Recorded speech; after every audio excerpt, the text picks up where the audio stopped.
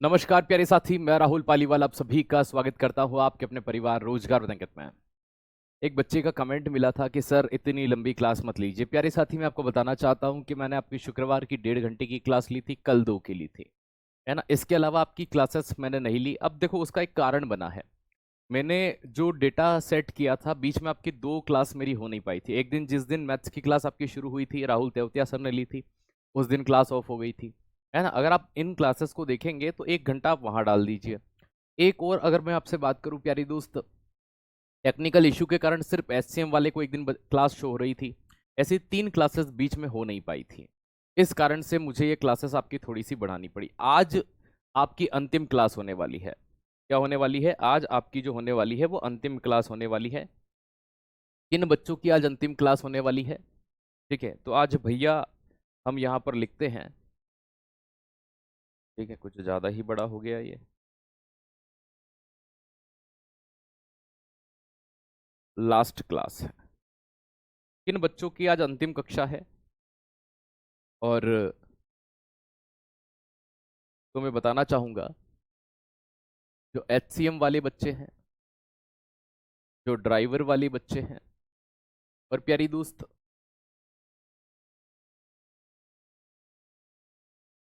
जो कांस्टेबल वाले बच्चे हैं, उनकी आज अंतिम कक्षा होने वाली है। ठीक है, आज आप क्या पढ़ेंगे? आप ऑक्सीडेशन एंड रिडक्शन पढ़ेंगे।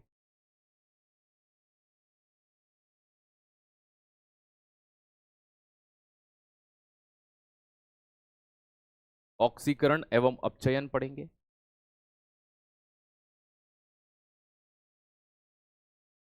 और साथ ही आप कार्बनिक रसायन पढ़ेंगे। ये क्लास मैं 8 बजे ले सकता था, लेकिन मेरी मैराथन थी, इस कारण से मैं ले नहीं पाया। Organic chemistry. ठीक है, और जो बच्चे किसके हैं? AWTPO वाले बच्चे हैं। ठीक है बेटा, कल से 8 PM पर आपकी क्लास चलेगी और आपके सिलेबस के अकॉर्डिंग चलेगी।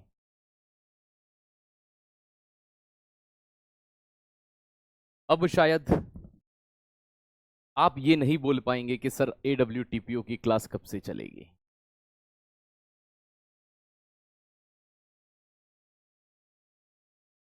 ठीक है, एक बच्चे का कमेंट आई गया, सर AWTPO वाले की क्लास कब से चलेगी। आदि बहुत बहुत जन्मदिन की शुभकामनाएं आपको। चलिए चलिए, बहुत बढ़िया। एक बच्चे का कमेंट आ ही गया कि सर, पढ़ देता हूं क्या कमेंट था उनका। मतलब केमिस्ट्री का सिलेबस खत्म हो गया। आप, हाँ, आज अंतिम क्लास है आपकी। ठीक है, आज सिलेबस पूरा हो जाएगा जी। बच्चे ने कहा सर AWTPO की क्लास कब से चलेगी, तो भैया कल से आपका सिलेबस के अकॉर्डिंग चल जाएगा। ठीक है, अचानक क्लास से हमारी सेल्फ स्टडी का टाइम गड़बड़ हो गया। बेटा अचानक तो नहीं हुई, मैंने कल ही इन्फॉर्म किया था आपको। ठीक है,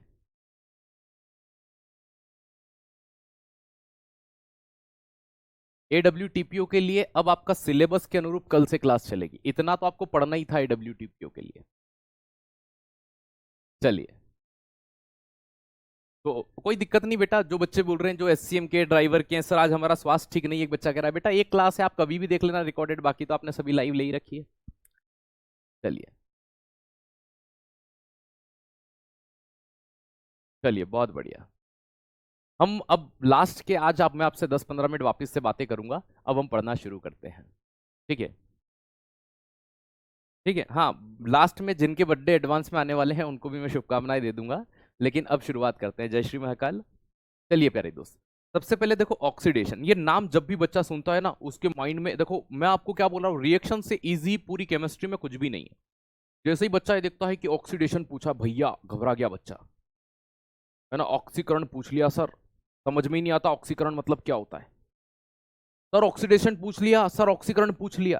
बेटा नींद में भी अगर किसी केमिकल रिएक्शन में पूछ ले, अगर किसी के साथ O2 जुड़ जाए, ऑक्सीजन का जुड़ना, ऑक्सीजन जुड़े या हाइड्रोजन अलग हो जाए, मुझे एक बात बताओ, ऑक्सीजन के ऊपर कौन सा चार्ज होता है? कि सर नेगेटिव चार्ज होता है। तो नेगेटिव चार्ज वाला हो रहा है मतलब कि वो क्या दे रहा है? प्रोटॉन डोनेट कर रहा है।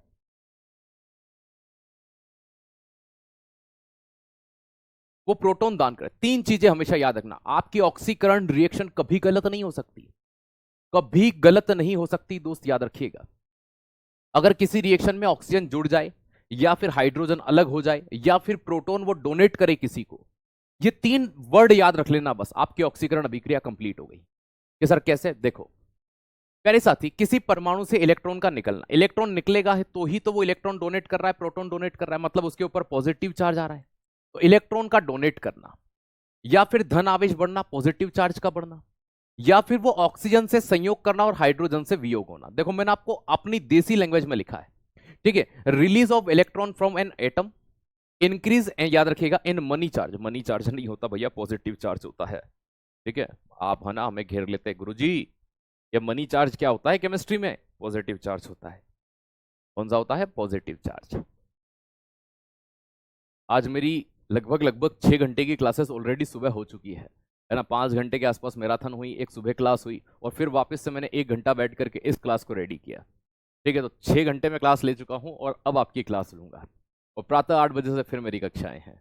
तो हमें प्यारे दोस्त आपको चीज़ें डिलीवर करने में बड़ा मज़ा आता है, ठीक है। मतलब कि अगर पढ़ाने में, क्योंकि आपसे अभी हमें वो चीज़ नहीं मिलती, लेकिन जब आप पेपर दे करके सिलेक्ट होकर के हमारे पास आते हो ना, तब हमें बड़ी खुशी मिलती है कि वास्तविकता में हमारा पढ़ाया हुआ आपके काम आया, ठीक है। तब एक अलग सुकून मिलता है, बस हम उसके लिए ये मेहनत करते हैं, है ना। और जब बच्चे कहते हैं सर हमारे हालात ऐसे थे, हमारा सिलेक्शन हुआ, वो एक चीज़ अलग ही होती है, ठीक है। दोस्त याद रखिएगा, किसी परमाणु से इलेक्ट्रॉन का निकलना, अगर इलेक्ट्रॉन बाहर निकल जाए, देखो दोस्त यहाँ देखो, ये सोडियम था, ये नॉर्मल था, इसने एक इलेक्ट्रॉन बाहर निकाल दिया, इस पे कौन सा चार्ज आ गया? पॉजिटिव चार्ज आ गया। तो यहां पर क्या हो गया? इसने एक इलेक्ट्रॉन बाहर निकाला, जैसे इसने एक इलेक्ट्रॉन बाहर निकाला तो इसके ऊपर पॉजिटिव चार्ज आया कि जी भैया, तो ये क्या हो गया? ऑक्सीकरण हो गया। जैसे यहाँ Zn था, Zn ने यहां से 2 इलेक्ट्रॉन बाहर निकाल दिया तो इसके ऊपर 2 बार प्लस चार्ज आ गया, जितने इलेक्ट्रॉन निकालते हैं उतने पॉजिटिव चार्ज आते हैं। तो ये चीज ध्यान रखना, एक इलेक्ट्रॉन निकलेगा 1 पॉजिटिव, 2 निकलेगा 2 पॉजिटिव, 3 निकलेंगे 3 पॉजिटिव। तो ये देखो, ये पॉजिटिव चार्ज का आना, ये चीज दर्शाती है कि उसका क्या हुआ है? ऑक्सीडेशन हुआ। यहां देखो, कार्बन के साथ में ऑक्सीजन, ये ऑक्सीजन जुड़ा है, देखो यहां पर क्या बोला था? ऑक्सीजन से संयोग होना, तो ऑक्सीजन जुड़ा है यहां पर, तो CO2 का जुड़ना।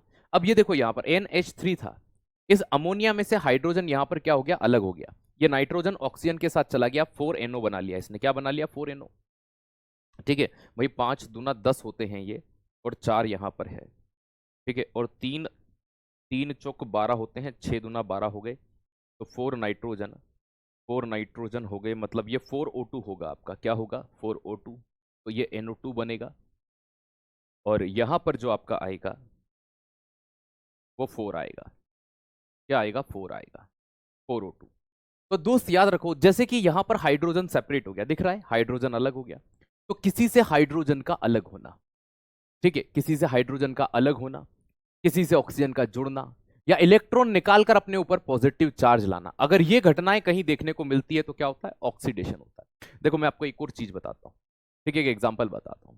जैसे समझिएगा कि अगर मान लीजिए मैं यहां पर ये सोडियम की क्रिया HCl के साथ कराता हूं, तो क्या हो गया? यहां पर ये NaCl बन गया, क्या बन गया? 2 यहां पर ले लेते हैं, 2 यहां पर ले लेते हैं, 2 यहां हो गया, साथ में कौन सी गैस हो गई? हाइड्रोजन। देखो इसमें से हाइड्रोजन अलग हुआ है, मतलब कि सीधी सी बात है, यहां पर कौन सी घटना देखने को मिली? कि सर ऑक्सीडेशन हुआ है। क्या हुआ है? ऑक्सीडेशन। किसका ऑक्सीडेशन हुआ है?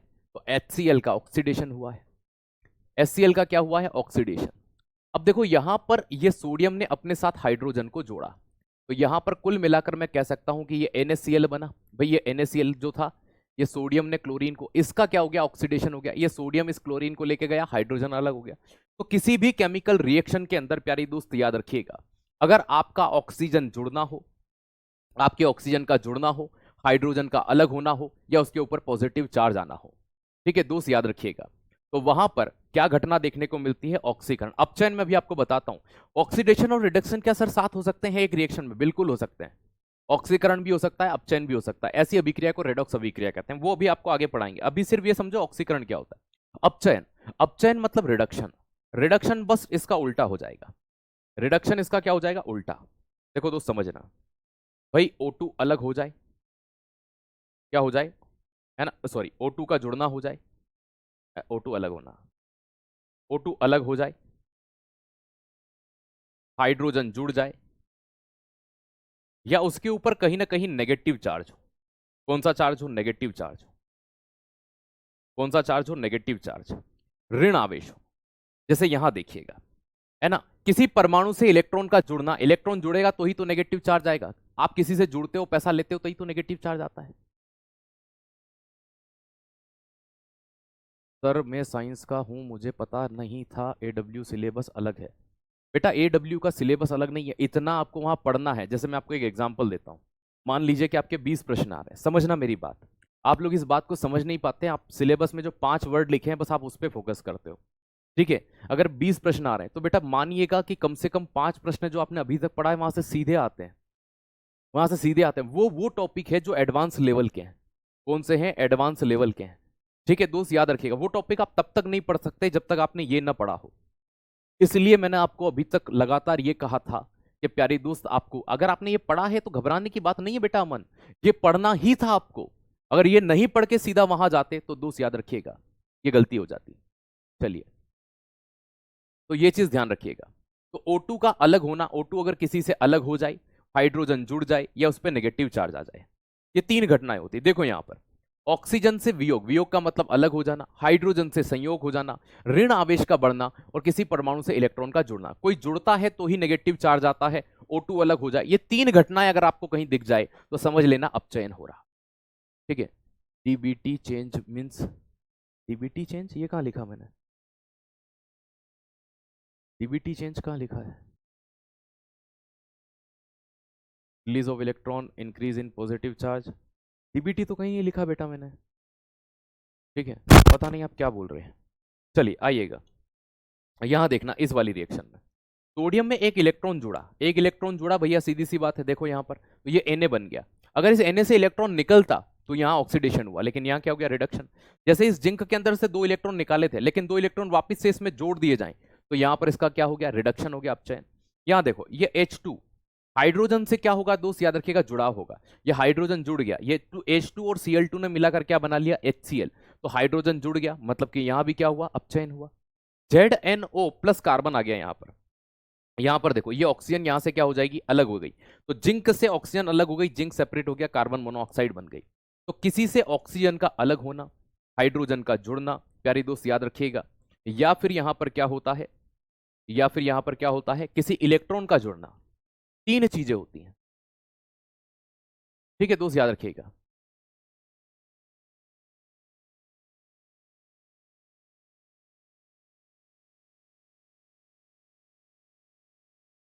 नेगेटिव चार्ज कहां लिख दिया है? अच्छा ये चार्ज ही तो लिखा है बेटा, चेंज। अच्छा मैंने यहाँ कहीं चेंज लिख दिया क्या?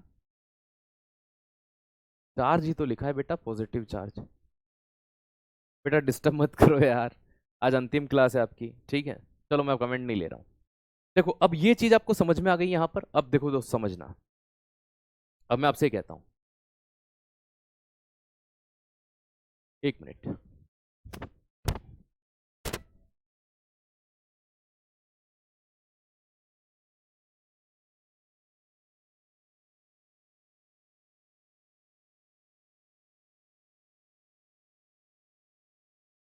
है ना, जैसे मैग्नीशियम, मैग्नीशियम की क्रिया हम किसके साथ कराते हैं? ऑक्सीजन के साथ, O2, ठीक है। तो यहां पर क्या बन गया? 2MgO बन गया। क्या बन गया? 2MgO। यहां पर चीजें ऑक्सीजन के साथ जुड़ी है, मतलब कि क्या हुआ? ऑक्सीडेशन। क्या हुआ? ऑक्सीडेशन, ठीक है। तो किसका ऑक्सीडेशन हुआ? भाई मैग्नीशियम का ऑक्सीडेशन हुआ, ठीक है। एज इट इज अगर मैं आपसे ये कहता हूं प्यारे साथी, यहां समझना, कैल्शियम के साथ में अगर मैं ऑक्सीजन की क्रिया करा दूं, यहां भी ऑक्सीजन जुड़ा है तो ये CaO बना लेगा। तो देखो ऑक्सीजन का जुड़ना ये इस चीज को इंगित कर रहा है कि यहां पर क्या चीज हुई है? तो भैया ऑक्सीडेशन हुआ है। या फिर आप ऐसे इसको ऐसे समझिए, जैसे आपको मैं यहां पर एक एग्जांपल देता हूं, NaCl, ठीक है, या फिर इसको आप ऐसे समझ लीजिए NaOH की क्रिया, सोडियम हाइड्रोक्साइड की क्रिया मैं HCl के साथ कराता हूं। अब यहां पर क्या हुआ, एक तो NaCl बन गया, इस सोडियम से देखो यहां पर ऑक्सीजन अलग हो गया और हाइड्रोजन भी अलग हो गया, ठीक है, और साथ में यहां पर क्या बन गया, H2O बन गया। अब गौर से देखोगे तो हाइड्रोजन यहां से भी अलग हुआ, है ना, यहां से भी हाइड्रोजन और ऑक्सीजन अलग हुआ। तो मतलब जहां पर आपको दोनों चीजें मिल जाए, हाइड्रोजन जुड़ना भी मिल जाए, ऑक्सीजन का अलग होना भी मिल जाए, ठीक है, लगभग 1.5 घंटा क्लास चलेगी, ठीक है। तो दोस्त याद रखिएगा, इसे क्या कहा जाता है, ऑक्सीडेशन एंड रिडक्शन कहते हैं।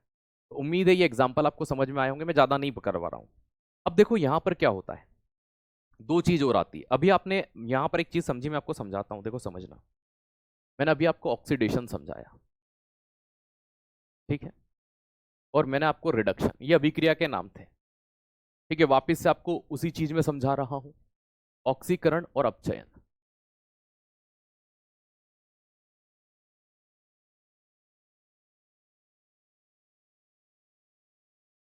ठीक है, यहां पर प्यारे साथी क्या होता है, O2 अगर जुड़े, ठीक है, तो ऑक्सीडेशन, हाइड्रोजन का अलग होना, या फिर इसके ऊपर पॉजिटिव चार्ज होना। तीन चीजें समझिए अभी आपने, ठीक। अपचयन में क्या होता है, O2 का अलग होना, ठीक है, ये वही चीज आपको दोबारा नहीं लिखना है,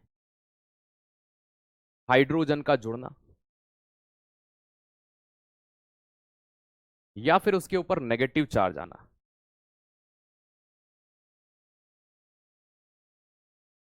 ये तीन चीजें आपने देखी। अभी 2 मिनट के लिए इनको होल्ड करते हैं, हम पढ़ते हैं ऑक्सीकारक क्या होते हैं। बेटा ये टाइम आपका 8 बजे हो जाएगा कल से वापस, ठीक है, और आज अंतिम क्लास है आपकी। अगर आप HCM ड्राइवर और कांस्टेबल वाले बच्चे हैं तो आज आपकी अंतिम क्लास है, ठीक है। याद रखिएगा ऑक्सीकारक कौन होते हैं, याद रखिएगा जो इलेक्ट्रॉन ग्रहण करते हैं। मुझे एक बात बताइए, इस अभिक्रिया में अभी हमने देखा कि नेगेटिव चार्ज किस पे आता है, जो इलेक्ट्रॉन एक्सेप्ट करता है। नेगेटिव चार्ज किस पे आता है, जो इलेक्ट्रॉन क्या करता है, इलेक्ट्रॉन एक्सेप्ट करता है, मतलब इलेक्ट्रॉन ग्रहण करता है।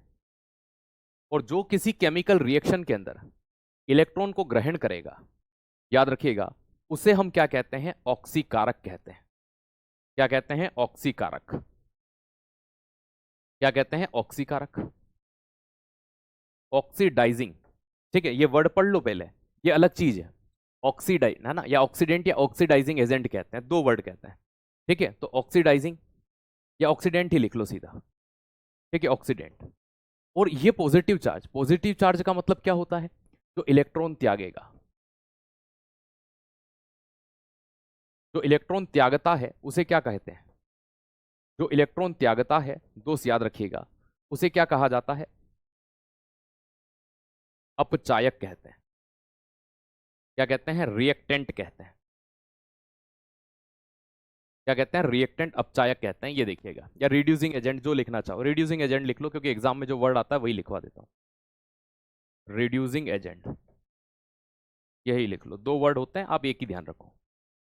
अब देखो दोस्त, जैसे मैंने आपसे ये कहा था, यहां समझना कि इस मैग्नीशियम की क्रिया हमने ऑक्सीजन के साथ कराई, तो यहां क्या बना, 2MgO बना, ये ऑक्सीजन इसमें जुड़ा, तो ये पूरी अभिक्रिया कौन सी हो गई, यहां पर समझना, ये पूरी अभिक्रिया कौन सी हो गई, मैग्नीशियम में ऑक्सीजन का जुड़ना, तो ये ऑक्सीकरण अभिक्रिया हो गई। ये रिएक्शन का नाम है, क्या हो गई, ऑक्सीकरण अभिक्रिया। क्या हो गई, ऑक्सीकरण अभिक्रिया हो गई। क्या हो गई, ऑक्सीकरण, ऑक्सीडेशन रिडक्शन है ना, ऑक्सीडेशन रिएक्शन हो गई। अब अगर मैं आपसे ये कहता हूं कि यहां इलेक्ट्रॉन किसने त्यागा, इसने इलेक्ट्रॉन त्यागा, इस पे पॉजिटिव चार्ज, इस पे नेगेटिव। इलेक्ट्रॉन किसने त्यागा, कि सर मैग्नीशियम ने, तो मैग्नीशियम यहां क्या हो गया, अपचायक। अगर आपसे पूछे इस रिएक्शन में अपचायक कौन है, मैग्नीशियम। किसने इलेक्ट्रॉन ग्रहण करा, कि सर ऑक्सीजन ने, तो यहां ऑक्सीजन क्या हो गया, ऑक्सीकारक हो गया। जिसने इलेक्ट्रॉन ग्रहण किया वो क्या कहलाता है, ऑक्सीकारक, ऑक्सीडेंट कहलाता है। जिसने इलेक्ट्रॉन त्यागा वो क्या कहलाया, अपचायक। लेकिन ऑक्सीजन जुड़ा है, लेकिन इस कारण से यह अभिक्रिया क्या हो जाएगी, ऑक्सीकरण। तो ऑक्सीकरण की अभिक्रिया है ये पूरी के पूरी, क्योंकि ऑक्सीजन जुड़ा है। ऑक्सीजन अलग होता तो ये अभिक्रिया कौन सी होती? अपचयन। किसी भी रिएक्शन में, चाहे आप ऑक्सीडेशन देखें चाहे अपचयन देखें, दोनों चीजें होती हैं, है ना। दोस्त याद रखिएगा, है ना, ये चीज ध्यान रखना। अब प्यारे दोस्त यहां समझिएगा, जैसे आप देखो कि ऑक्सीजन जो होता है इस पे नेगेटिव चार्ज ऑलवेज होता है, क्या असर होता है ना, होता है।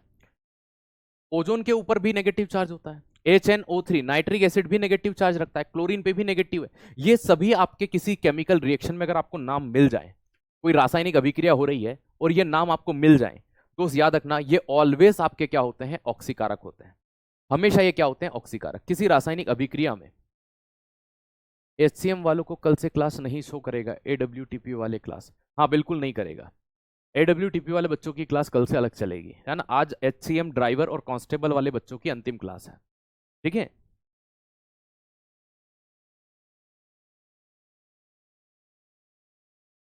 चलिए, हाँ अरे AWTP वाले को लेनी है भैया यार, तुम है ना, यहाँ बोर्ड पर लिख करके मैं आगे आता हूँ फिर भी तुम कहते हो। AWTP वालों के लिए भी है, कल से आपके सिलेबस के अनुसार क्लास चलेगी, ये क्लासेस आपको लेनी है यार, कितनी बार कहूँ मैं, ठीक है। ऑक्सीजन और ओजोन याद रखिएगा, HNO3, Cl2 और PbO2, ये किसी केमिकल रिएक्शन में मिल जाए तो आंख बंद करके लगा दो कि ये ऑक्सीकारक है, क्योंकि ये इलेक्ट्रॉन हमेशा एक्सेप्ट करेगा, ग्रहण करेगा। एज इट इज आपसे किसी केमिकल रिएक्शन के अंदर अगर आपको ये नाम मिल जाए, जैसे आपको H2 मिल गया, H2S मिल गया, H2O2 मिल गया, SO2 मिल गया, ये हमेशा कैसे होते हैं? रिड्यूसिंग एजेंट होते हैं, अपचायक होते हैं। कि सर मतलब समझ नहीं आया, जैसे दोस्त समझना, मैं H2 की क्रिया, है ना, 2H2 की क्रिया मैं O2 के साथ कराता हूं, तो यहां पर मैंने 2H2O बना लिया। अब इस अभिक्रिया के अंदर अगर आप गौर से देखें तो ऑक्सीजन जुड़ा है, ऑक्सीजन जुड़ा है, तो ये अभिक्रिया कौन सी हो गई? ऑक्सीकरण अभिक्रिया हो गई। कौन सी हो गई? ऑक्सीकरण अभिक्रिया। अब इससे कितने प्रश्न बन गए? एक तो पहला प्रश्न बन गया कि बताइए अभिक्रिया कौन सी है? ऑक्सीकरण अभिक्रिया। प्रश्न ये पूछ ले, बताइए इसमें ऑक्सीकारक कौन है? तो ऑक्सीकारक कौन होता है? ऑक्सीकारक कौन होता है भैया? जो इलेक्ट्रॉन एक्सेप्ट करता है। तो ये O2 क्या हो गया आपका? ऑक्सीकारक हो गया। इस रासायनिक अभिक्रिया के अंदर ऑक्सीकारक कौन हो गया? ठीक है, याद रखना, ऑक्सीकारक कौन हो गया? O2। और प्यारे दोस्त अपचायक कौन हो गया? अपचायक आपका हाइड्रोजन हो गया। अपचायक क्या हो गया? हाइड्रोजन। ये आपका क्या कहलाता है? रिड्यूसिंग एजेंट कहलाता है। क्या कहलाता है? रिड्यूसिंग एजेंट कहलाता है। क्यों? क्योंकि हाइड्रोजन जो है वो इलेक्ट्रॉन त्यागेगा। और ये क्या कहलाता है आपका? याद रखना, ऑक्सीडाइजिंग, ठीक है, ऑक्सीडाइजिंग एजेंट कहलाता है, ठीक है, ऑक्सीकारक, क्योंकि इसने इलेक्ट्रॉन ग्रहण किया। तो जो इलेक्ट्रॉन त्यागता है वो अपचायक, और जो इलेक्ट्रॉन ग्रहण करता है वो ऑक्सीकारक। लेकिन अभिक्रिया का प्रकार कौन सा है? तो याद रखना, ऑक्सीडेशन रिएक्शन। यही बच्चा सबसे ज्यादा कंफ्यूज होता है, ये उल्टे होते हैं, है ना। ये जो होता है ना, जैसे ऑक्सीकरण अभिक्रिया, तो ऑक्सीकारक वो होता है जिसका याद रखना अपचायक की भांति, है ना, अपचयन रिएक्शन में जो होता है ना, वो उल्टे होते हैं। देखो यहाँ पर अभी इस डायग्राम को देखो आप, मैंने आपको अपचयन में पढ़ाया, O2 का अलग होना, हाइड्रोजन का जुड़ना, नेगेटिव चार्ज। नेगेटिव चार्ज कब आता है? जब इलेक्ट्रॉन ग्रहण करते हैं। इलेक्ट्रॉन ग्रहण करने वाले को हमने क्या कहा? ऑक्सीकारक। ये किससे उत्पन्न हुआ? अपचयन अभिक्रिया से उत्पन्न हुआ। और ये किससे हुआ? तो इसलिए बच्चा बड़ा कंफ्यूज होता है। आप इस चार्ट को याद रखो, अभी तक मैंने जो 4 स्लाइड पढ़ाई ना, अगर उन 4 स्लाइड का डाटा आपको याद रखना है तो ये एक इमेज आपके लिए पर्याप्त है। ये एक इमेज, ऐसा कोई प्रश्न नहीं है जो आप नहीं बना सकते इसके बाद, ठीक है। आइए इसके बाद थोड़ा सा आगे बढ़ते हैं। रेडॉक्स अभिक्रिया, देखो यहां पर आपको एक रिएक्शन दिख रही होगी, CuSO4 की क्रिया हमने Zn से कराई। मुझे एक बात बताओ कि यहां पर ऑक्सीजन इससे से जुड़ा है, दिख रहा है यहां पर, इससे ZnSO4 हो गया है, ठीक है, ऑक्सीजन इससे जुड़ा है, मतलब यहां पर ऑक्सीडेशन हुआ है ना। ये रिएक्शन कौन सी होगी? ऑक्सीडेशन। अब एक चीज और देखो, यहां पर जो कॉपर था उसने इसको इलेक्ट्रॉन दे रखे थे, वो इलेक्ट्रॉन इसने वापस लिए क्या? ये देखो यहां पर समझना, इलेक्ट्रॉन ग्रहण कर लिए, वापस से उसने इलेक्ट्रॉन ले लिए क्या? कि हाँ सर ले लिए। अब इस रिएक्शन में उसने इलेक्ट्रॉन वापस ले लिए, तो यहां पर इसका रिडक्शन भी हुआ है। क्या हुआ है? रिडक्शन भी। देखो कॉपर ने जब इसके साथ बंध बनाया तो इसको कुछ ना कुछ, इसके ऊपर पॉजिटिव, इनके ऊपर नेगेटिव चार्ज था, लेकिन जब कॉपर सेपरेट हुआ तो अपने इलेक्ट्रॉन लेके जाएगा ना, जैसे ठीक वैसे होता है जब आप साथ रहते हैं किसी के, जब साथ रहते हैं तो कुछ सामान ले जाते हो, लेकिन जब अलग होते हैं अपना सामान वापस ले जाते हो ना, कि हाँ सर एज इट इज। तो यहाँ ऑक्सीडेशन और रिडक्शन साथ हुआ है। जैसे यहाँ मैंने लिखा है Zn तथा ZnSO4 का ऑक्सीकरण हुआ है ना। ये Zn जो था और ZnSO4 का क्या हुआ है? ऑक्सीकरण, क्योंकि इसमें ऑक्सीजन जुड़ा है और ZnSO4 बना है। लेकिन CuSO4 तथा Cu का अपचयन हुआ, क्यों? क्योंकि एक तो इससे ऑक्सीजन अलग हो गया, तो ऑक्सीजन का अलग होना दिख रहा है, तो ऑक्सीजन अलग भी हुआ और इससे ऑक्सीजन जुड़ा भी है। तो ऑक्सीजन जिससे अलग होता है उसका अपचयन होता है, तो अपचयन किसका हो गया? CuSO। उम्मीद है ये चीज अब आपको समझ में आई होगी। तो जब ऑक्सीडेशन और रिडक्शन एक साथ होता है ना दोस्त, याद रखिएगा, उसे क्या कहा जाता है? रेडॉक्स अभिक्रिया। तो रेडॉक्स अभिक्रिया के अंदर ऑक्सीडेशन और रिडक्शन एक साथ होते हैं। आइए, कुछ ऐसी विधियां हैं जो एग्जाम में सीधे आती हैं। जैसे प्रश्न बनता है कि अमोनिया निर्माण की कौन सी विधि फेमस है? अमोनिया का व्यावसायिक स्तर पर जो निर्माण किया जाता है वो हैबर विधि। इसी तरह से सल्फ्यूरिक एसिड निर्माण के लिए आती है संपर्क विधि या कॉन्टैक्ट मेथड, है ना। उद्योग जगत में सल्फ्यूरिक एसिड का बड़ा उत्पादन करने के लिए जिस विधि का प्रयोग किया जाता है वो आपकी कौन सी होती है? संपर्क विधि। सीधा सा प्रश्न आएगा, संपर्क विधि का उपयोग कहां किया जाता है? तो याद रखना H2SO4 निर्माण में। अमोनिया निर्माण की कौन सी विधि है? हैबर विधि। हैबर विधि से किसका निर्माण किया जाता है? अमोनिया से। ठीक है, इनमें से एक प्रश्न जरूर देखने को मिलता है, और शुरुआत के 4 जो हैं वो एग्जाम में रिपीटेड रहते हैं। नाइट्रिक एसिड निर्माण की कौन सी विधि फेमस है? HNO3 की ओस्टवाल्ड मेथड। और क्लोरीन निर्माण की कौन सी विधि फेमस है? डिकन विधि। ये 4 मोस्ट रिपीटेड, याद रखिएगा, नाम है एग्जाम के अंदर। ये 4 मोस्ट रिपीटेड नाम है। कौन कौन से? ये शुरुआत के। ये भी पूछे जाते हैं लेकिन कम पूछे जाते हैं। अगला आता है हाइड्रोजन पेरोक्साइड, H2O2 निर्माण की कौन सी विधि फेमस है? मर्क विधि। तो मर्क विधि से किसका निर्माण किया जाता है? H2O2 का निर्माण किया जाता है। इसके बाद में प्यारे दोस्त किसका निर्माण होता है? स्वार्ट्ज अभिक्रिया। स्वार्ट्ज अभिक्रिया से क्लोरोफ्लोरोकार्बन का निर्माण होता है। मोस्ट रिपीटेड आपकी कौन सी है? स्टार्टिंग की जो 4 विधियां हैं ये बहुत पूछी जाती है एग्जाम में, उनमें भी ये हैबर विधि। शायद आज तक ऐसी एक भी एग्जाम नहीं है जहां पर केमिस्ट्री पूछा गया हो और वहां पर इसका नाम ना आया हो, बहुत ही पूछी जाती है। अमोनिया निर्माण की कौन सी विधि? सिर्फ याद रखना है आपको, ठीक है ना, ये चीज ध्यान रखिएगा। H2SO4 निर्माण के लिए कौन सी विधि फेमस है? संपर्क विधि। ओस्टवाल्ड HNO3 नाइट्रिक अम्ल की कौन सी विधि फेमस है? डिकन विधि, है ना, सॉरी माफ कीजिएगा, ओस्टवाल्ड विधि। क्लोरीन निर्माण की कौन सी विधि फेमस है? डिकन विधि। मर्क विधि से क्या बनाते हैं? Hydrogen peroxide. और स्वार्ट्ज विधि से क्या बनाते हैं? तो CFC, है ना। फिर से देखना, अमोनिया निर्माण की हैबर विधि। अगर पूछे कि संपर्क विधि से H2SO4, डिकन विधि से क्लोरीन बनता है, ओस्टवाल्ड से नाइट्रिक एसिड बनता है, स्वार्ट्ज अभिक्रिया से क्या बनता है? क्लोरोफ्लोरोकार्बन बनता है। एक और कौन सी बच गई? मर्क विधि से क्या बनता है? हाइड्रोजन पेरोक्साइड बनता है। ठीक है, चलिए अब बात करते हैं ऑर्गेनिक केमिस्ट्री। देखो ये वैसे बड़ा इंटरेस्टिंग टॉपिक है, मजेदार टॉपिक है, अच्छा टॉपिक है। अगर इस टॉपिक की मैं आपसे बात करूं तो प्यारे साथी, सबसे पहले कार्बन और उसके यौगिक। देखो अगर हम कार्बन की बात करते हैं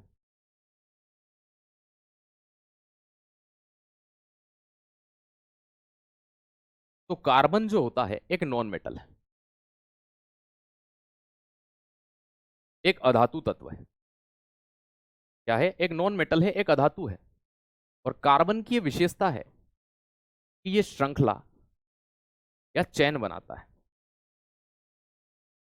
क्या बनाता है? श्रृंखला बनाता है या चेन बनाता है, ये इसका गुण है। और कार्बन जो है, आप और हम, इस दुनिया के अंदर अगर कोई भी जीवित है, जैसे पेड़ हो गया, पौधा हो गया, कोई जीव हो गया, अगर कोई भी जिंदा है तो उसके अंदर कार्बन जरूर होगा। तो याद रखिएगा, किसी भी जीवित चीज के अंदर, किसी भी जीवित ऑर्गेनिज्म के अंदर कार्बन जरूर पाया जाता है। तो याद रखना, कोई जीव या ऑर्गेनिज्म,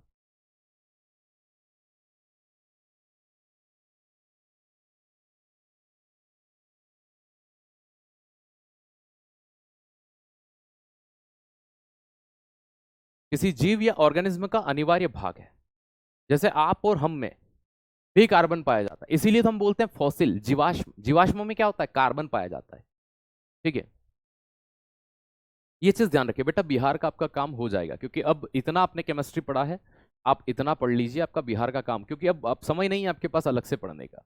तो इतनी केमिस्ट्री आपने मेरे साथ पढ़ ली है, आपका बिहार का काम लगभग हो जाएगा। ठीक है बेटा शिवम, क्योंकि पेपर में अब समय नहीं बचा, 1 महीना बचा, इसी क्लास का अच्छे से रिवीजन करिएगा, आपका काम हो जाएगा। चलिए, तो प्यारे साथी ये चीज ध्यान रखिएगा, ये कार्बन का काम होता है। अब हम कार्बन के बारे में थोड़ा और डीप जाते हैं, तो कार्बन के कुछ प्रकार हम देखते हैं। तो एक होता है कार्बन के क्रिस्टल होते हैं, एक होता है अक्रिस्टलीय। तो जो कार्बन के क्रिस्टल होते हैं उनमें 2 भाग होते हैं, एक होता है हीरा। अब इन्हीं चीज को हम यहां पर अपरूप बोल देते हैं। क्या बोल देते हैं? अपरूप। तो कार्बन के अपरूप, अपरूप का मतलब होता है, एलोट्रोप का मतलब क्या होता है? एलोट्रोप्स का मतलब क्या होता है? जब एक तत्व के, है ना, केमिकल गुण सेम होते हैं, same chemical property, same chemical property, same chemical properties, but different physical property, है ना। अप्रूव का मतलब ये होता है जिनके रासायनिक गुण समान हो। कैसे समान हो? रासायनिक गुण समान है, मतलब एक ही चीज के बने हुए हैं,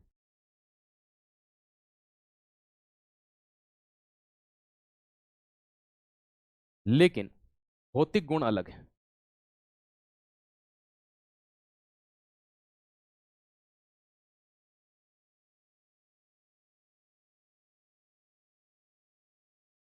ठीक है, इन्हें क्या कहा जाता है दोस्त, याद रखिएगा, इन्हें अप्रूव कहा जाता है। क्या कहा जाता है? अप्रूव कहा जाता है।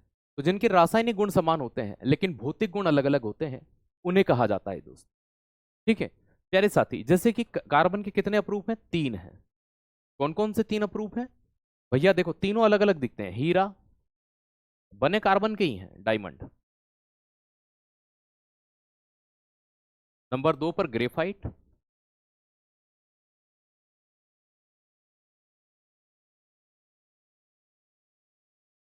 नंबर 3 पर फुलरीन।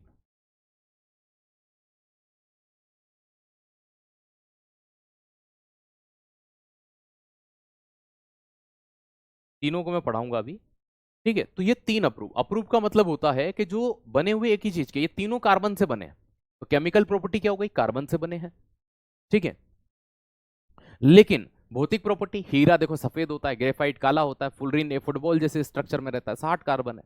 तो केमिकल प्रॉपर्टी सबकी सेम है, लेकिन फिजिकल अलग अलग है, दिखने में अलग अलग पाए जाते हैं, है ना, ये ध्यान रखिएगा। इसके अलावा अक्रिस्टलीय कोल, जैसे कि कोयला, ऑलरेडी हम पढ़ चुके हैं तो हम इसको नहीं पढ़ेंगे। जैसे आपने और चीज देखी होगी, काजल होता है, आंखों में लगाते हैं। ठीक है ना।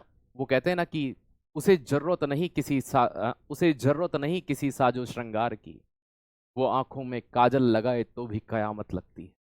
तो भैया ये काजल हो गई। गैस कार्बन हो गई, किसी गैस के अंदर कार्बन पाया जाता है। चारकोल हो गया, ऑलरेडी मैंने चारकोल के बारे में आपको पढ़ाया है। ठीक है, मानव जीवन में रसायन जब पढ़ा था उसमें चारकोल पढ़ाया है। कास्ट चारकोल लकड़ी से बना हुआ, जंतु चारकोल जो जानवरों से बनाया जाए, शर्करा चारकोल जो गन्ने वगैरह से बने। तो ये ऑलरेडी लगभग लगभग हमने पढ़ लिया। यहाँ सिर्फ हमारे चारकोल काम का था वो हम पढ़ चुके हैं, और कोल काम का था वो हम पढ़ चुके हैं। हमें यहाँ पर इनकी बात करनी है। किसकी बात करनी है? इनकी बात करनी है। आइए प्यारी दोस्त, सबसे पहले क्रिस्टलीय कार्बन, इनमें हीरा आता है। अगर आपने हीरे को देखा हो, नहीं तो मूवीज में तो देखा होगा, हीरा कार्बन का सबसे शुद्ध रूप है। मतलब अगर किसी में कार्बन हो तो वो काला होगा, हम ये अनुमान लगाते हैं। लेकिन हीरा कार्बन का सबसे सघन और सबसे शुद्ध रूप है। प्योरेस्ट फॉर्म ऑफ कार्बन किसे कहा जाता है? हीरे को कहा जाता है। ठीक है, एकदम कांच की तरह पारदर्शी होता है ना। अगर हम सभी इस दुनिया में सबसे कठोर पदार्थों की बात करें, सबसे हार्डेस्ट की, इस दुनिया का सबसे कठोर पदार्थ कौन सा हो सकता है? तो याद रखिएगा, हीरा उनमें नंबर 1 पर आता है। ठीक है, याद रखिएगा, कठोर पदार्थों में सबसे कठोर, नेचुरली प्राकृतिक की बात कर रहा हूं। तो अगर आपने कोई कृत्रिम तरीके से बनाया उसकी नहीं, प्रकृति प्रदत्त सबसे हार्डेस्ट अगर कोई सब्सटेंस है, सबसे कठोर कोई पदार्थ है, तो वहां पर कौन आता है? हीरा आता है। सबसे कठोर पदार्थ प्रकृति में कौन है? हीरा है। चलिए, इसका घनत्व 3.51 और अपवर्तनांक, सर इन दोनों में से पेपर में क्या आता है? अपवर्तनांक आता है। कि हीरे का अपवर्तनांक कितना होता है? 2.45। क्योंकि इसी अपवर्तनांक के कारण हीरे में एक घटना घटित होती है, पूर्ण आंतरिक परावर्तन की। क्या होती है? पूर्ण आंतरिक परावर्तन की। तो पूर्ण आंतरिक परावर्तन की जो घटना होती है, टोटल इंटरनल रिफ्लेक्शन की, उसके कारण हीरा चमकता है। तो हीरा जो होता है वो पारदर्शी होता है ना। अतः पूर्ण आंतरिक परावर्तन, टोटल इंटरनल रिफ्लेक्शन के कारण ये बहुत चमकता है। तो ये फिजिक्स का भी प्रश्न बन जाता है कि हीरे में जो चमक का कारण होता है वो क्या होता है? टोटल इंटरनल रिफ्लेक्शन होता है, पूर्ण आंतरिक परावर्तन। लेकिन हीरा कार्बन का एक ऐसा पार्ट है, हीरा कार्बन का एक ऐसा भाग है जो एसिड और बेस किसी से रिएक्ट नहीं करता। अगर आप एक हीरे को उठा के एसिड में डाल दो, उसे उठा के बेस में डाल दो, तो हीरा ना तो अम्ल से क्रिया करेगा ना बेस से। देखो मैंने हीरे के बारे में आपको क्या क्या समझाया। हीरा प्रकृति, आप हथौड़े से तोड़ना चाहोगे, हीरा नहीं टूटेगा। याद रखिएगा, हीरा इजीली हथौड़े से भी मारोगे नहीं, क्या सर क्या बात कर रहे हो, नहीं टूटेगा, इतना मजबूत होता है। तो कठोर पदार्थों में सबसे कठोर है, पारदर्शी होता है ना। हीरे में कार्बन मॉलिक्यूल इतने पास में होते हैं, इतने डेंस होते हैं कि सबसे शुद्धतम रूप में पाए जाने के कारण वो सबसे कठोर पदार्थ बनता है। इसका अपवर्तनांक 2.45 होता है। बेटा मैं आप सबके जवाब दूंगा क्लास छोड़ते समय, बीच में नहीं। ठीक है, और इसका अपवर्तनांक 2.45 होता है। जब इसके अंदर प्रकाश प्रवेश करता है तो पूर्ण आंतरिक परावर्तन, टोटल इंटरनल रिफ्लेक्शन की जो घटना होती है, उस कारण से हीरा चमकता है। और हीरे को अगर हम अम्ल में डालें या क्षार में डालें या इसकी रिएक्शन कराएं, हीरा ना तो एसिड से रिएक्ट करेगा, ना बेस से रिएक्ट करेगा, ना अम्ल से क्रिया करेगा, ना क्षार से क्रिया करेगा, है ना। अब प्यारे साथी, हीरे की जो संरचना होती है, एग्जाम में प्रश्न आती है कि हीरा कैसा दिखता है, टेट्राहेड्रल दिखता है, चतुष्फल की संरचना होती है। स्टार जिन पर लगाता जा रहा हूं वो पॉइंट आपको हमेशा के लिए याद रखना है, ठीक है, याद रखना। तो हीरे की संरचना कैसी होती है, चतुष्फल की। अब हीरे के मॉलिक्यूल क्या करते हैं, स्ट्रक्चर बनाते हैं, जिन्हें संकरण या हाइब्रिडाइजेशन कहते हैं। तो हीरे के अंदर कौन सा संकरण पाया जाता है दोस्त, याद रखिएगा, sp3 संकरण पाया जाता है। क्या पाया जाता है, आप सिर्फ याद रख लेना, क्योंकि ये संकरण क्या होता है, अगर यहां जाओगे तो फिर वापस से हमारी 2-4 क्लास हो जानी है और वो हमारे पेपर में आता नहीं है। तो एक सिंपल सी बात याद रखनी है कि हीरे के अंदर कौन सा हाइब्रिडाइजेशन होता है, तो याद रखना कि कौन सा होगा, sp3 होगा। अब देखो, हीरा कार्बन कार्बन कार्बन कार्बन इस तरह से जुड़ा होता है। कार्बन और कार्बन, दोनों कार्बन की बात करें तो नॉन मेटल है। अधातुओं के बीच कौन सा बंध बनता है, कि सर आपने कल पढ़ाया था कि जब दोनों के पास है ना 90-90 गायें हो, दोनों के पास 90-90 गायें हो, तो भाई साहब वहां पर सहसंयोजक बंध बनता है। तो यहाँ पर कौन सा बंध होता है, कोवेलेंट बॉन्ड होता है। कौन सा होता है, सहसंयोजक बंध होता है। अगर एक धातु होती, एक अधातु होती, एक मेटल होता, एक नॉन मेटल, तो आयनिक बंध हो जाता। तो हीरे में कौन सा बंध पाया जाता है, सहसंयोजक बंध होता है, कोवेलेंट बॉन्ड होता है, ठीक है, ये हमने कल भी पढ़ा था। तो अभी मैंने आपको 3 चीजें समझाई। हीरे की संरचना कैसी होती है, चतुष्फल की। आपके माइंड में आ रहा होगा सर एक बार समझा दीजिए, ठीक है ना। तो हीरा कार्बन का अपरूप है, इसमें प्रत्येक कार्बन में sp3 संकरण होता है और सहसंयोजक बंध होता है। आप इस इमेज को देखिए एक बार, ये कुछ इस तरह का हीरा दिखाई देता है, लेकिन घबराइएगा मत, ये सिर्फ मैं आपको दिखाने के लिए लाया हूं, ये पेपर में नहीं आता। अत्यंत कठोर होने के कारण चट्टान व कांच को काटने के लिए इसका उपयोग किया जाता है। कांच को काटने के लिए जिस हीरे का उपयोग करते हैं वो होता है बोर्ट हीरा। किस हीरे का प्रयोग करते हैं, बोर्ट हीरे का, ठीक है। सर चट्टाने बड़ी बड़ी नहीं, आपने अक्सर देखा होगा कुछ चट्टाने नक्काशी करके बनाई जाती है, तो उन नक्काशी को हल्का हल्का खुरेदने के लिए, काटने के लिए हीरे का उपयोग करते हैं। ऐसा नहीं कि बड़ी बड़े पर्वत काट दिए जाएंगे इससे, ऐसा नहीं होता। तो पत्थरों पर डिजाइन को करने के लिए भी कुछ, है ना, याद रखिएगा, जगह पर हीरे का उपयोग किया जाता है ना। हमारी एग्जाम में बस ज्यादा से ज्यादा पूछेंगे तो ये पूछते हैं कांच को काटने के लिए किसका प्रयोग करते हैं, हीरे का। और हीरे को जिस कांच, मतलब कांच को जिस हीरे से काटते हैं, उस हीरे की कौन सी प्रकृति, मतलब कौन सा प्रकार हीरे का यूज करते हैं, तो बोट हीरा। आप जब हिस्ट्री पढ़ते हैं तो आपने कोहिनूर हीरे के बारे में पढ़ा होगा, ठीक है, कोहिनूर हीरा होता है। तो कोहिनूर हीरा गोलकुंडा की खदानों से निकला और हिस्ट्री में अलग अलग लोगों के पास जाता गया, आज ब्रिटेन में है। तो हीरे का मापन कैरेट में करते हैं, काई में करते हैं, कैरेट में। घड़ियां और विद्युत उपकरण की पॉलिश करने के लिए भी कहीं कहीं पर, ये देखो बहुत, जहां पर बहुत ही क्लियरिटी चाहिए इलेक्ट्रॉनिक उपकरण के अंदर, है ना, वहां पर इसका उपयोग करते हैं। ऐसा नहीं कि अपने घर में कहीं कर रहे हैं तो नहीं, कोई इक्विपमेंट या कोई पुर्जे बनाने हो तो वहां पर इसका उपयोग किया जाता है पॉलिश करने के लिए, ताकि वो इक्विपमेंट अच्छे से काम करे। ये जो संरचना आपको दिख रही है ग्रेफाइट की होती है। ये आपको पेंसिल दिख रही है, पेंसिल में ये वाले हिस्से का आपने अक्सर उपयोग किया होगा लिखने के लिए, ठीक है। ये जो होता है इसे लीड बोलते हैं, क्या बोलते हैं, पेंसिल की लीड बोलते हैं।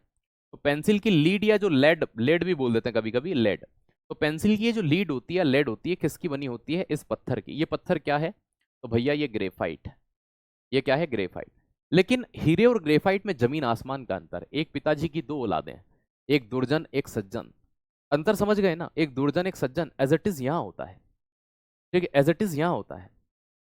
कार्बन के 3 अपरूप है, हीरा हमने पढ़ा, दूसरे नंबर पर ग्रेफाइट पढ़ रहे हैं, क्या पढ़ रहे हैं, ग्रेफाइट। अब पेंसिल के अंदर ये जो नुकीली चीज होती है किसकी बनी होती है दोस्त, याद रखिएगा, ये ग्रेफाइट की बनी होती है, ठीक है। अब यहां समझना, ग्रेफाइट जो होता है एक कार्बन का एक क्रिस्टलीय अपरूप है, भाई सीधी सी बात है, एलोट्रोप होता है। अगर हमें ग्रेफाइट को बनाना हो, क्योंकि देखो ग्रेफाइट का उपयोग बड़े पैमाने पर किया जाता है, एटॉमिक रिएक्टर में करते हैं, पेंसिल में करते हैं, बैटरियों में करते हैं, क्योंकि विद्युत का सूच अलग होता है, गुड कंडक्टर ऑफ इलेक्ट्रिसिटी होता है, इसलिए इसको बनाया जाता है। जैसे कि अमोनिया निर्माण की हैबर विधि हमने पढ़ी थी, संपर्क विधि H2SO4 की पढ़ी थी। इस तरह से कभी पूछ ले कि बताइए ग्रेफाइट निर्माण की किस विधि का उपयोग करते हैं, ये क्या होता है कि सर ये विधि क्या होती है, जिस प्रक्रिया से इनका निर्माण होता है उनका नाम, ये जिस वैज्ञानिक ने रखा उनके नाम पर, या उन वैज्ञानिकों ने उस रिएक्शन का कोई नाम दे दिया तो उनके नाम पर हम इन्हें पढ़ते हैं। तो एचिसन एक साइंटिस्ट थे जिन्होंने इस मेथड से पहली बार ग्रेफाइट बनाया था, उन्हीं के नाम पर के एचिसन की विधि है। किसकी विधि है, एचिसन की विधि है। तो एचिसन की विधि से क्या बनाया जाता है, ग्रेफाइट बनाया जाता है। अगर वैसे ग्रेफाइट को देखें तो हल्का गहरा भूरा, या फिर आप काला भी कह सकते हो। पेंसिल को कभी गौर से देखना, वो ब्राउन होती है, एकदम ब्लैक नहीं होती, ये हल्का सा भूरा दिखाई देता है, ठीक है। जिसमें धात्विक चमक होती है। ये प्रश्न आपके एग्जाम में बहुत आता है कि किस में धात्विक चमक पाई जाती है। तो दोस्त याद रखना, अधातुओं के अंदर ये गुण नहीं होता। ठीक है, अधातुओं के अंदर ये गुण नहीं होता कि मेटेलिक लस्टर होंगे, लेकिन ग्रेफाइट के अंदर ये गुण पाया जाता है। मोस्ट कॉमन, मोस्ट रिपीटेड प्रश्न है ना, आयोडीन और ग्रेफाइट और हीरा, ये तीन ऐसे अपवाद हैं अधातुओं के अंदर। ठीक है दोस्त, याद रखिएगा, अधातुओं के अंदर जिनका उपयोग यहां पर होता है। ठीक है, AWTPO के लिए कब से क्लास स्टार्ट होगी? पता ही जहर लोग हो यार तुम। ठीक है, AWTPO के लिए क्लास कब से स्टार्ट होगी? कल से होगी 8 बजे। आइए, ये कुछ इस तरह का दिखाई देता है ग्रेफाइट। आपको ग्रेफाइट की संरचना, ये हीरा दिख रहा है आपको, है ना, ये हीरे का स्ट्रक्चर इस तरह से होता है ये। ठीक है, ये ग्रेफाइट का स्ट्रक्चर कुछ इस तरह से दिखता है। ये कैसा दिखता है? षटफलकी दिखता है। कैसा दिखता है? षटफलकी, हेक्सागोनल। तो दो प्रश्न बन गए। चतुष्फलकी संरचना किसकी होती है? चतुष्फलकी है। टेट्राहेड्रल स्ट्रक्चर किसका होता है? हीरे का। षटकोणीय किसका होता है? षटफलकी किसका होता है? हेक्सागोनल किसका होता है? ग्रेफाइट का। ठीक है दोस्त, याद रखना। तीसरे नंबर की बात रखना, फुटबॉल जैसा कौन दिखता है? तो फुलरीन। तीनों के स्ट्रक्चर एग्जाम में आते हैं क्या? हाँ आते हैं। पहली चीज आपने क्या पढ़ी? पहली चीज आपने क्या पढ़ी कि भैया, पहली चीज हमने ये पढ़ी कि हीरे की संरचना चतुष्फलकीय है, टेट्राहेड्रल है। ग्रेफाइट की संरचना कैसी है? षटफलकीय है, हेक्सागोनल है। फुलरीन कैसा दिखता है? फुटबॉल के जैसा। किसके जैसा? फुटबॉल के जैसा, है ना, याद रखिएगा। ये इसके आकार को लेकर के बात हो गई। ये ताप और विद्युत का सुचालक होता है। अगला ये प्रश्न आपकी एग्जाम में बहुत पूछते हैं, एकमात्र अधातु जो विद्युत की सुचालक होती है। एकमात्र अधातु जो विद्युत की सुचालक होती है, ग्रेफाइट। क्या आंसर बनता है? ग्रेफाइट। इसका घनत्व 2.1 से 2, इसका घनत्व नहीं भी याद रखोगे तो चल जाएगा। कार्बन कार्बन के बीच में यहाँ पे है ना, वहां सहसंयोजक बंध था, यहाँ वॉन्डरवॉल्स बॉन्ड है। मैंने कल आपको एक चीज पढ़ाई थी, वॉन्डरवॉल्स बॉन्ड कैसा है? दुर्बल। बस आपसे पूछेंगे तो यही पूछ सकते हैं कि ग्रेफाइट के अंदर कौन सा बंध होता है? वॉन्डरवॉल्स। और वॉन्डरवॉल्स कैसा होता है? दुर्बल बंध। मैंने कल आपको एक चीज और बताई थी, लंदन बल कैसा होता है? कमजोर होता है। ये कल मैं आपको पढ़ा चुका था। ठीक है, तो दोस्त याद रखिएगा, दुर्बल वॉन्डरवॉल्स बॉन्ड होता है। वीक क्या होता है? वॉन्डरवॉल्स बॉन्ड की प्रकृति ही दुर्बल है ना। सबसे मेन चीज, इसका उपयोग स्नेहक के रूप में करते हैं क्योंकि ये मुलायम होता है, सॉफ्ट होता है, कठोर नहीं होता हीरे की तरह, मुलायम होता है ना। एक मैंने कहा था ना कि एक घर में पिताजी की दो औलाद, एक दुर्जन एक सज्जन। वो कठोर दिल थी, ये नरम दिल है, तो ये नरम होता है। सर स्नेहक क्या होते हैं? आपने गाड़ी के अंदर कभी तेल डाला है ना, ऑयल, इंजन ऑयल, पेट्रोल नहीं, इंजन का ऑयल, क्या? हाँ सर, वो लुब्रिकेंट कहलाता है, स्नेहक कहलाता है। आपने कभी शटर के अंदर ग्रीस डाला है? क्या? हाँ सर डाला है, वो लुब्रिकेंट कहलाता है। आपने कभी दरवाजों के किवाड़ में जो कब्जे होते हैं उनके अंदर ऑयल डाला है? क्या? हाँ सर, वो होता है। साइकिल की चेन में कभी ऑयल डाला है? क्या? हाँ सर, वो लुब्रिकेंट होता है, स्नेहक होता है। स्नेहक का मतलब वो होता है जो घर्षण कम करता है। तो एज अ लुब्रिकेंट या घर्षण कम करने के लिए भी ग्रेफाइट का उपयोग किया जाता है। और जो घर्षण कम करते हैं उन्हें हम क्या कहते हैं? स्नेहक कहते हैं, लुब्रिकेंट कहते हैं। तो अगला प्रश्न ग्रेफाइट से जो एग्जाम में बहुत पूछा जाता है वो ये होता है। ठीक है, कौन सा? एज अ लुब्रिकेंट किसका उपयोग करते हैं? अब ग्रेफाइट में कार्बन परमाणु में sp2 संकरण। देखो दोस्त, तीन अप्रूव है। हीरे के अंदर sp3 हाइब्रिडाइजेशन, sp3 संकरण होता है। यहाँ sp2 होगा और फुलरीन में भी sp2 होगा। आप सिर्फ हीरा याद रख लोगे, उसमें sp3 होता है, बचे हुए में sp2 होता है, खेल खत्म। ठीक है, इसमें कार्बन परमाणु अन्य तीन कार्बन परमाणु से जुड़ा रहता है। इसी कारण यहाँ पर वॉन्डरवॉल्स बॉन्ड बनता है जो एक कमजोर बंध होता है। तो ये प्रश्न एग्जाम में पूछा जाता है। एसएससी में अगर आप SCH/SL या CPO देते हैं तो वहां पर यह प्रश्न पूछा गया है कि भाई मुझे ये बताइए कि ग्रेफाइट के अंदर कितने कार्बन परमाणु जुड़े होते हैं? 1 2 3 4, इस तरह से ऑप्शन थे, तो 3 कार्बन परमाणु। कितने? 3 कार्बन परमाणु से जुड़ा होता है। अगले पे आते हैं, यह विद्युत का सुचालक होता है। ठीक है, ये यहां पर दोस्त याद रखिएगा। ठीक है, ये पेंसिल तथा क्रूसिबल, क्रूसिबल वही होता है निशान बनाने के लिए जिनका उपयोग करते हैं, उन्हें क्रूसिबल कहा जाता है। तो ये दोनों प्रश्न पूछे जाते हैं कि जो पेंसिल होती है या फिर निशान बनाने के लिए, है ना, जिसको भाई पेंसिल क्या करती है? लिखने के ही तो काम आती है, निशान ही तो छोड़ती है कहीं ना कहीं। तो क्रूसिबल के लिए या पेंसिल बनाने के लिए किसका उपयोग करते हैं? ग्रेफाइट का। विद्युत का सुचालक कौन होता है? ग्रेफाइट होता है। अब ये विद्युत का सुचालक होता है ना, ऊष्मा को भी ग्रहण कर लेता है, इसलिए इसका एटॉमिक रिएक्टर में यूज करते हैं। क्यों करते हैं? क्योंकि जो न्यूट्रॉन होता है उनकी गति को धीमा कर देता है ना। तो न्यूट्रॉन की जो गति होती है उनको डाउन कर देता है। कौन कर देता है? तो याद रखना, ग्रेफाइट। कहां पर? ये भी मोस्ट पॉपुलर प्रश्न है ग्रेफाइट से। अगर मैं आपसे एक बात कहूं कि अगर सर तीनों अप्रूव में सबसे ज्यादा प्रश्न किससे आते हैं, तो ग्रेफाइट से आते हैं। क्योंकि केमिस्ट्री का एक रूल है, वो अपवादों को ज्यादा पूछती है, एक्सेप्शन को ज्यादा पूछती है ना दोस्त, याद रखना अपवादों को या एक्सेप्शन को ही ज्यादा पूछने के लिए वो जानी जाती है। ठीक है, काजल का इंग्लिश बेटा क्या बोलते हैं काजल को इंग्लिश में, मुझे भी नहीं पता, ठीक इंग्लिश मीडियम के हो, तुम ही बता दो। चलिए फुलरीन, अगर मैं फुलरीन की आपसे बात करता हूं तो इसको सबसे पहले किसने बनाया था, तो इसे प्रोफेसर स्मेली के द्वारा बनाया गया था। एक साइंटिस्ट थे प्रोफेसर स्मेली, उनके द्वारा इसको बनाया गया। ये अलग से, नेचुरली तो दो ही प्राप्त होते हैं, ग्रेफाइट और हीरा, ये बनाया गया है। इसमें एग्जाम में जो सबसे ज्यादा प्रश्न आता है वो ये आता है कि फुलरीन में कितने कार्बन परमाणु होते हैं। यही प्रश्न सबसे ज्यादा आता है, 60 कार्बन परमाणु। कितने होते हैं, 60 कार्बन परमाणु होते हैं दोस्त, याद रखिएगा। किसके अंदर, फुलरीन के अंदर। इंग्लिश लिख देते हैं। तो फुलरीन में कितने कार्बन परमाणु होते हैं, 60 कार्बन परमाणु होते हैं। ठीक है, तो दोस्त ये पूछा जाता है कि कितने कार्बन होते हैं फुलरीन के अंदर, 60 कार्बन होते हैं। ये आपको दिख रहा होगा, ऐसा लग रहा है कि फुटबॉल है, तो बस ये फुटबॉल के समान दिखता है। किसके समान दिखता है, फुटबॉल। ये रासायनिक रूप से याद रखना स्थायी स्टेबल होता है, लेकिन अक्रियाशील, कोई क्रिया नहीं करता। ठीक है, ग्रेफाइट और फुलरीन दोनों में sp2 संकरण होता है। sp3 किस में पाया जाता है, हीरे के अंदर, बाकी इन दोनों के अंदर sp2 संकरण होता है। ठीक है,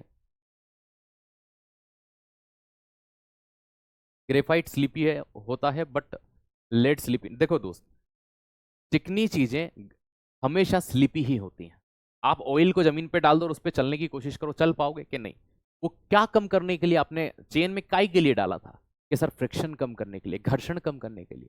तो ऑलवेज वो फ्रिक्शन ही कम करेगा, वो घर्षण ही कम करेगा। समझना इस बात को, जो भी आपका लुब्रिकेंट होगा वो हमेशा स्लीपी ही होगा, चिकनाहट लिए ही होगा। आइए,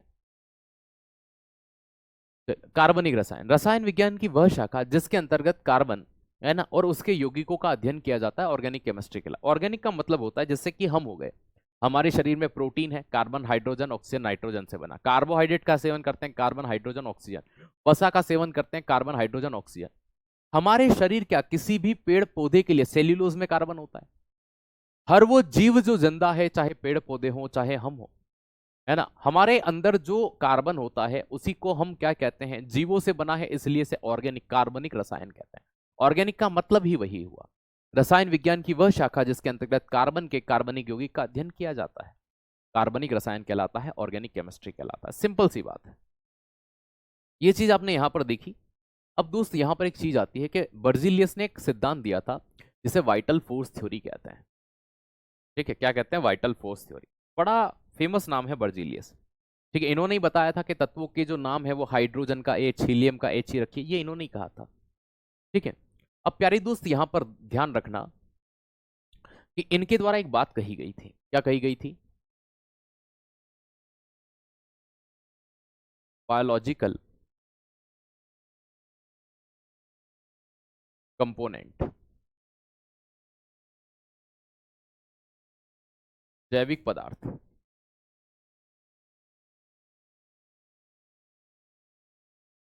नहीं बना सकते हैं, नहीं बनाए जा सकते। मतलब कि सर समझ नहीं आया, जैसे कि मान लीजिए हम लोग यूरिन करते हैं और यूरिन में यूरिया होता है, इसी तरह से कुछ जीव किसको निकालते हैं, अमोनिया का निकालते हैं। ठीक है, तो इन चीजों को हम प्रयोगशाला में या लैब में नहीं बना सकते। ठीक है, लेकिन इसे ही जैव शक्ति, ये सिर्फ जीवों में शक्ति होती है। इसका मतलब क्या हुआ, ये सिर्फ जीवों में शक्ति होती है कि जो बायोलॉजिकल कंपोनेंट होते हैं, जो जैविक पदार्थ होते हैं। आप प्रोटीन को नहीं बना सकते, आप याद रखिए कार्बोहाइड्रेट नहीं बना सकते, आप वसा अलग से नहीं बना सकते, आप यूरिया नहीं बना सकते। कि सर अब तो बनते हैं, पहली थ्योरी आई थी कि नहीं बन सकते हैं। विज्ञान परिवर्तन है एक तरह से, विज्ञान में हमेशा परिवर्तन हो आज जो सिद्धांत है कल को वो हो सकता है कि कोई गलत साबित कर दे।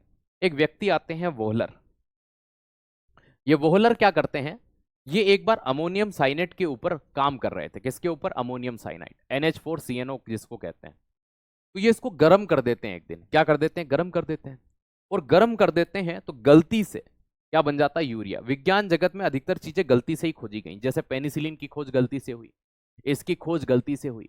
विज्ञान की आधी से ज्यादा खोज, देखो गलती भी तब होती है, जैसे आप ये समझना, आप दिल्ली पुलिस की तैयारी कर रहे हैं, लेकिन आप पर्टिकुलर जिस स्टेट में है वहां पुलिस की वैकेंसी निकली, आपने वहां फॉर्म भर दिया और उसमें सिलेक्शन हो गया, आपने उसकी तैयारी नहीं की। आपने तैयारी काई की कि दिल्ली पुलिस की, निकल वो एग्जाम गई, वो गलती से इसलिए निकली क्योंकि आप किसी और चीज में लगे हुए थे। तो गलतियां भी तब होती हैं जब किसी और चीज में लगे हों और वो गलतियां अच्छी साबित होती।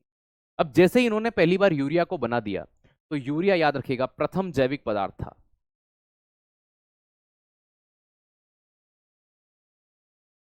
जो लैब में बना, फर्स्ट बायोटिक कंपोनेंट।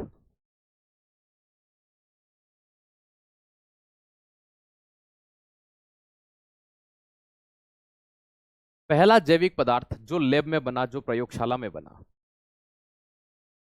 ठीक है, प्रथम जैविक पदार्थ या फर्स्ट बायोटिक कंपोनेंट जो लैब में बना वो क्या था?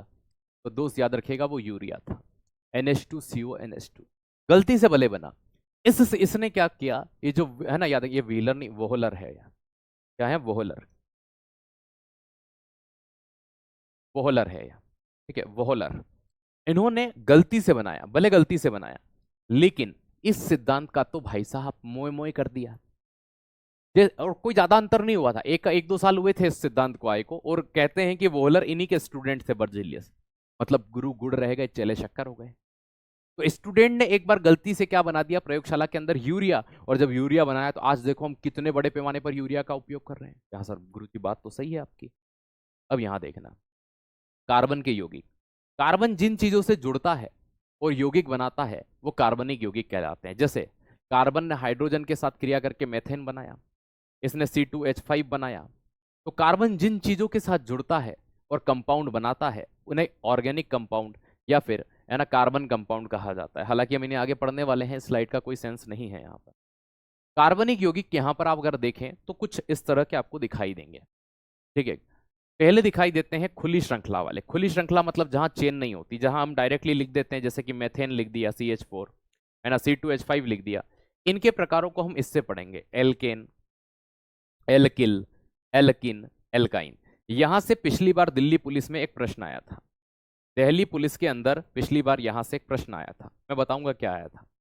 ठीक है, यहां से एक प्रश्न पिछली बार दिल्ली पुलिस में आया था, जब मैं वहां पहुंचूंगा तो मैं आपको बताऊंगा कि कौन सा प्रश्न था। ठीक है, लास्ट जो दिल्ली पुलिस हुई थी उसमें यहां से एक प्रश्न बना था।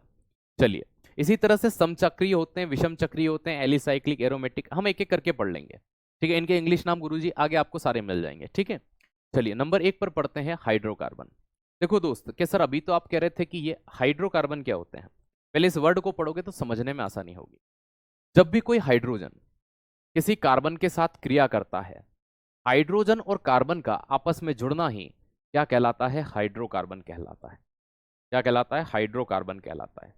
जैसे कि आप बेंजीन को देखते हैं, आप इसे C6H6 लिखते हैं, तो ये बेंजीन क्या है? ये हाइड्रोकार्बन है, क्योंकि यहाँ कार्बन और हाइड्रोजन। तो जब भी कार्बन और हाइड्रोजन आपस में क्रिया करते हैं, ठीक है दोस्त याद रखिएगा, बेटा डिस्चार्ज नहीं हूं, मेरा गला बैठा हुआ है आज। ठीक है, तो अभी मैंने जस्ट मैराथन 3 बजे से कंटिन्यूसली मेरी मैराथन चल रही थी, मैंने 8 बजे मैराथन छोड़ी है और फिर मैं क्लास तैयार करने लग गया था ये वाली। तो फिर जैसे ही क्लास में रेडी करके आया हूँ तो ये क्लास ले रहा हूँ, तो मेरा गला बैठा हुआ है। ठीक है, बाकी ये मत समझना कि एनर्जी खत्म है, गला बैठा हुआ है बस। ठीक है, तो ये चीज़ ध्यान रखना। जैसे कि यहाँ पर आप मेथेन बोलते हैं CH4, तो मेथेन में भी क्या आया? कार्बन और हाइड्रोजन। तो कार्बन और हाइड्रोजन जहां पर होते हैं वो हाइड्रोकार्बन कहलाते हैं। क्या कहलाते हैं? ये इंग्लिश में नहीं है क्या? अच्छा मैं इंग्लिश लिख देता हूँ यार, कैसी बात कर रहे हो आप। ठीक है, वे यौगिक जो केवल कार्बन व हाइड्रोजन से मिलकर बने होते हैं, that compound are formed bye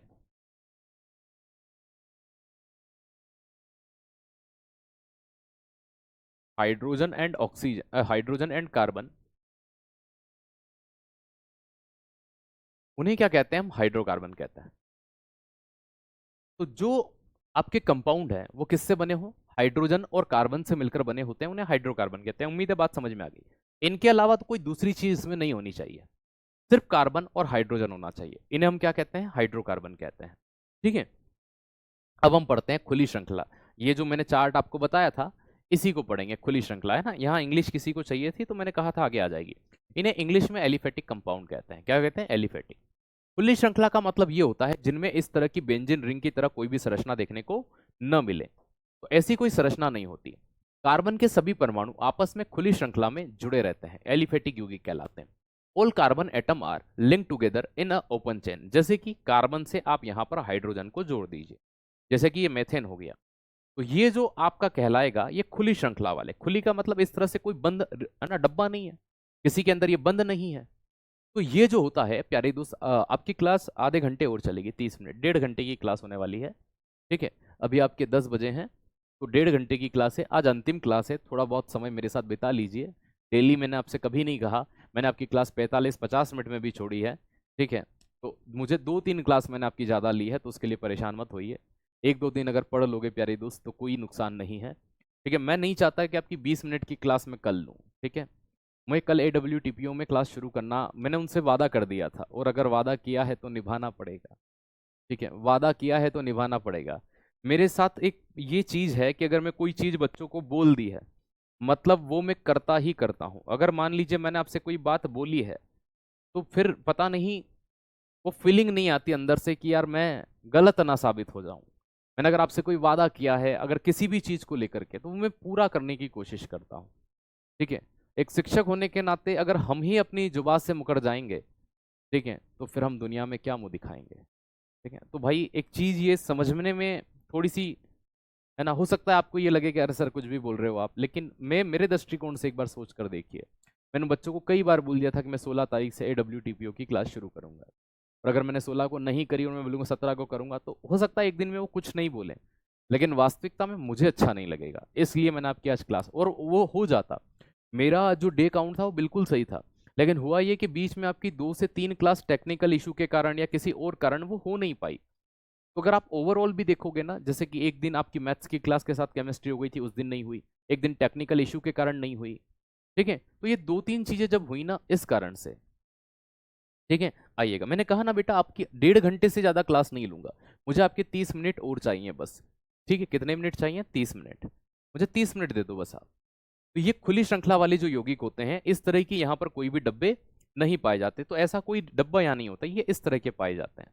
चलिए आइए इन्हें देखते हैं कि किस तरह के होते हैं। जैसे एल्केन, एल्केन जो होते हैं इन्हें सेचुरेटेड कहा जाता है। सेचुरेटेड का मतलब ये होता है कि जहां पर है ना, जो बॉन्ड होते हैं, जो बंद होते हैं, बॉन्ड या बंद, वो जहां भी आपको सिंगल देखने को मिल जाए सारे, ठीक है, जहां भी एकल बंद हो सारे,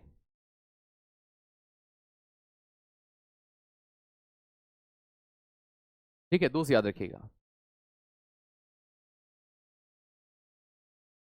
ठीक है, जितने भी आपके बंद हैं वो अगर सिंगल हो, तो वहां पर जो होते हैं वो सेचुरेटेड होते हैं, क्या होते हैं? संतृप्त होते हैं। जहां पर भी बंद जो होते हैं वो कैसे होते हैं? सिंगल होते हैं। क्या सर मतलब समझ नहीं आया? मैं अभी आपको बताऊंगा।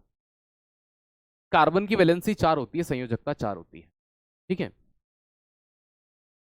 ना, कार्बन की संयोजकता कितनी होती है? 4 होती है। बेटा आप थक गए हो तो कोई दिक्कत नहीं है, आप 1-2 दिन बाद इस क्लास को ले लेना, है ना, आपका वैसे भी आज अंतिम क्लास से सिलेबस हो जाना है। ठीक है, तो आप इसको 1-2 दिन बाद ले लीजिए। ठीक है, नहीं बेटा फिर वो डिस्टरबेंस हो जाता है, क्योंकि जो PDF बनाते हैं उन्हें भी समझ में नहीं आता कि अपलोड करना है, फिर क्लास वापस से शेड्यूल एक सप्ताह बाद लेंगे। आप में से ही 10 बच्चे बोलेंगे सर वो बचा हुआ टॉपिक कितने दिन बाद कराओगे, क्योंकि इसलिए फिर आप आज कर लीजिए 20-30 मिनट, आप कभी भी रिकॉर्डेड देख लेना, है ना। 30 मिनट की क्लास के लिए मैं इस क्लास को, कुछ बच्चे कह रहे हैं सर अगले सैटरडे या संडे करा देना, तो भाई आप अगले सैटरडे या संडे में इस 30 मिनट के बच्चे हुए को देख लेना। लेकिन मेरे लिए ये क्लास वापस से शेड्यूल करना, इस ड्यूरेशन में वो बच्चे जो इस बात को नहीं सुनेंगे वो बोलेंगे सर बच्चे हुई क्लास कब करवाएंगे, कब करवाएंगे, और मान लीजिए कि मैं एक सैटरडे संडे बिजी हो गया, तो वो क्लास कितने दिन पे जाएगी? 15 दिन पे। तो आज का 30 मिनट आप कभी भी रिकॉर्डेड देख सकते हैं। ठीक है, मैं आपसे नहीं कह रहा कि आप यहाँ देखिए, ठीक है, अभी देखिए, मान लीजिए किसी को लाइब्रेरी से घर जाना है, किसी खाना खाना है, आप बिल्कुल कर लीजिए, ठीक है भाई, लेकिन मेरी बस इतनी सलाह मान लीजिए, मुझे आज के 30 मिनट आप और दे दीजिए। ठीक है, देखो दोस्त, ये संतृप्त होते हैं। एल्केन का फॉर्मूला होता है CnH2n। आप दोस्त हमेशा एक चीज याद रखना, जब भी आपके कार्बन जो होते हैं, एक कार्बन हो, कितना कार्बन हो? एक, किसी में 2, किसी में 3, किसी में 4, किसी में 5, किसी में 6। ठीक है, तो प्यारे दोस्त एक कार्बन को क्या कहा जाता है? मैथ कहा जाता है। क्या कहते हैं? मैथ। 2 कार्बन को एथ कहते हैं, 3 कार्बन को प्रॉप कहते हैं, 4 कार्बन को ब्यूट कहते हैं, 5 को पेंट कहते हैं, 6 को हेक्स कहते हैं। ठीक है, तो इन्हें इस तरह से हम जानते हैं।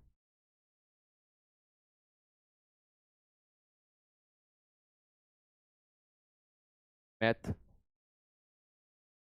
एथ, प्रॉप, ब्यूट, पेंट, हेक्स। इस तरह से इन्हें जानते हैं, है ना दोस्त, याद रखिएगा। अब देखो क्या होता है यहां पर, ये आपका एक फॉर्मूला है CnH2n। ये CnH2n जो होता है, यहां पर n क्या है, n नंबर ऑफ कार्बन है। क्या है, नंबर ऑफ कार्बन, कार्बन की संख्या है। किसकी संख्या है, कार्बन की संख्या। अब जैसे ये देखिए, अगर मैं इस फॉर्मूले को लेता हूं, इस फॉर्मूले को CnH2n+2, और यहां पर मैं एक कार्बन लेता हूं C1, तो ध्यान रखिएगा, तो मुझे यहां पर n की जगह एक रखना होगा, गुणा H, 2 × 1 + 2, ये क्या बनेगा, एक एकम एक C1, या C में 1 नहीं भी लिखेंगे चलेगा, 2 दूना कितना हो जाएगा 4, 2 एकम 2 और प्लस कितना हो जाएगा 4, CH4। अब प्यारे दोस्त यहां पर क्या होता है कि एक कार्बन को हम क्या कहते हैं कि सर मैथ कहते हैं, क्या कहते हैं, मैथ कहते हैं। और इसके पीछे यहां पर देखो पीछे क्या आ रहा है, केन, केन में क्या होता है, एन, क्या होता है, सफिक्स क्या होता है, एन। तो यहां पर दोस्त याद रखिएगा, यहाँ एन जुड़ता है, पीछे क्या जुड़ता है, प्रत्यय होता है ना हिंदी में वो। तो ये क्या कहलाता है, ये मेथेन कहलाता है। ये क्या कहलाया, मेथेन। ठीक है, क्या कहलाया, मेथेन कहलाया। क्या कहलाया, मेथेन। ये इस तरह से बनते हैं। अब कार्बन की वैलेंसी 4 होती है, देखो ये एक, ये एक, ये एक, ये कितने हाइड्रोजन है, सिंगल, एक ये हाइड्रोजन, एक ये हाइड्रोजन, एक ये हाइड्रोजन, 4 हाइड्रोजन जुड़े। सभी बॉन्ड सिंगल हैं, सभी बॉन्ड सिंगल हैं, मतलब ये सेचुरेटेड है, ये संतृप्त है। ठीक है, तो ये चीज ध्यान रखिएगा, अनुलग्न या सफिक्स मतलब प्रत्यय होता है जो पीछे जुड़ता है। चलिए, इस तरह से आप मुझे नंबर 2 का बनाकर बताइए। चलिए बेटा, ग्रुप डी का थोड़ा सा लेवल इससे हार्ड होता है, तो ग्रुप डी का इससे नहीं होगा, ठीक है, लेकिन ग्रुप डी में इतना तो आपको वहां भी पढ़ना होगा। चलिए बताइए मुझे, आप दूसरे नंबर का बना के बताइए कि फॉर्मूला क्या बनेगा, जैसे कि C1 से CH4 बना, तो C2 से क्या बनेगा, और उसे आप क्या कहेंगे, कमेंट सेक्शन में लिखो जल्दी से।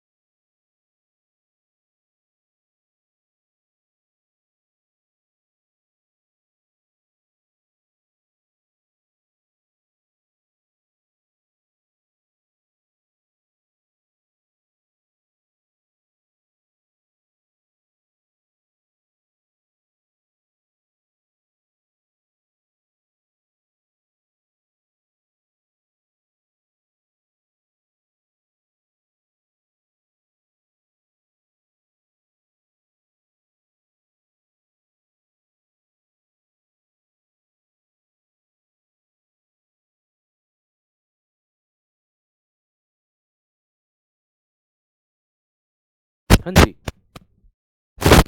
एथेन बोलेंगे। और CH6, बेटा CH6 नहीं बनेगा, C2, क्योंकि यहां भी तो 2 आएगा, C2H6 बनेगा वो। ठीक है, चलो लगभग बच्चों के सभी के सही जवाब आ गए। इसी तरह से एल्केन के बाद क्या आता है, ठीक है, एल्किल आता है। एल्किल में से याद रखना, एक का किल हो जाता है, एक का क्या हो जाता है, किल, और यहाँ प्रत्यय क्या जुड़ेगा, इल, क्या जुड़ेगा, इल। अब देखो यहाँ पर अगर आप C1 वाले को लेते हैं, उसे क्या कहते हैं, मैथ कहते हैं, और C2 वाले को क्या कहते हैं, एथ कहते हैं। अब देखो यहां पर पीछे क्या जुड़ जाएगा, एथ प्लस इल, मैथ प्लस इल, क्या बनेगा, मैथिल,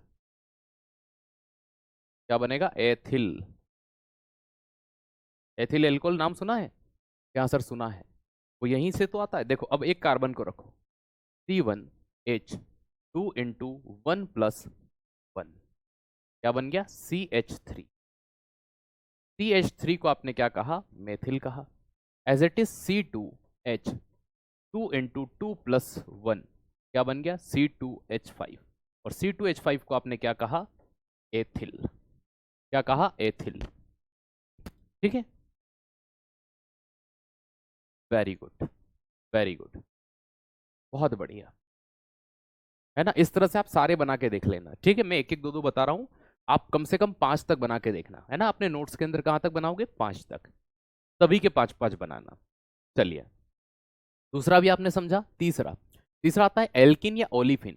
इसमें जो पीछे प्रत्यय जुड़ता है वो क्या जुड़ता है? याद रखना, इन। क्या जुड़ता है? इन। इसका सफिक्स जो होता है वो क्या होता है? इन होता है। इन क्या होता है? इन। या फिर ई एन ई क्या आता है? इन। तो इसमें पीछे क्या जुड़ेगा? इन जुड़ेगा, ठीक है। ये इसका सफिक्स होगा। अब देखो दोस्त, अगर एक कार्बन होगा तो आप उसे क्या कहेंगे? मैथ कहेंगे।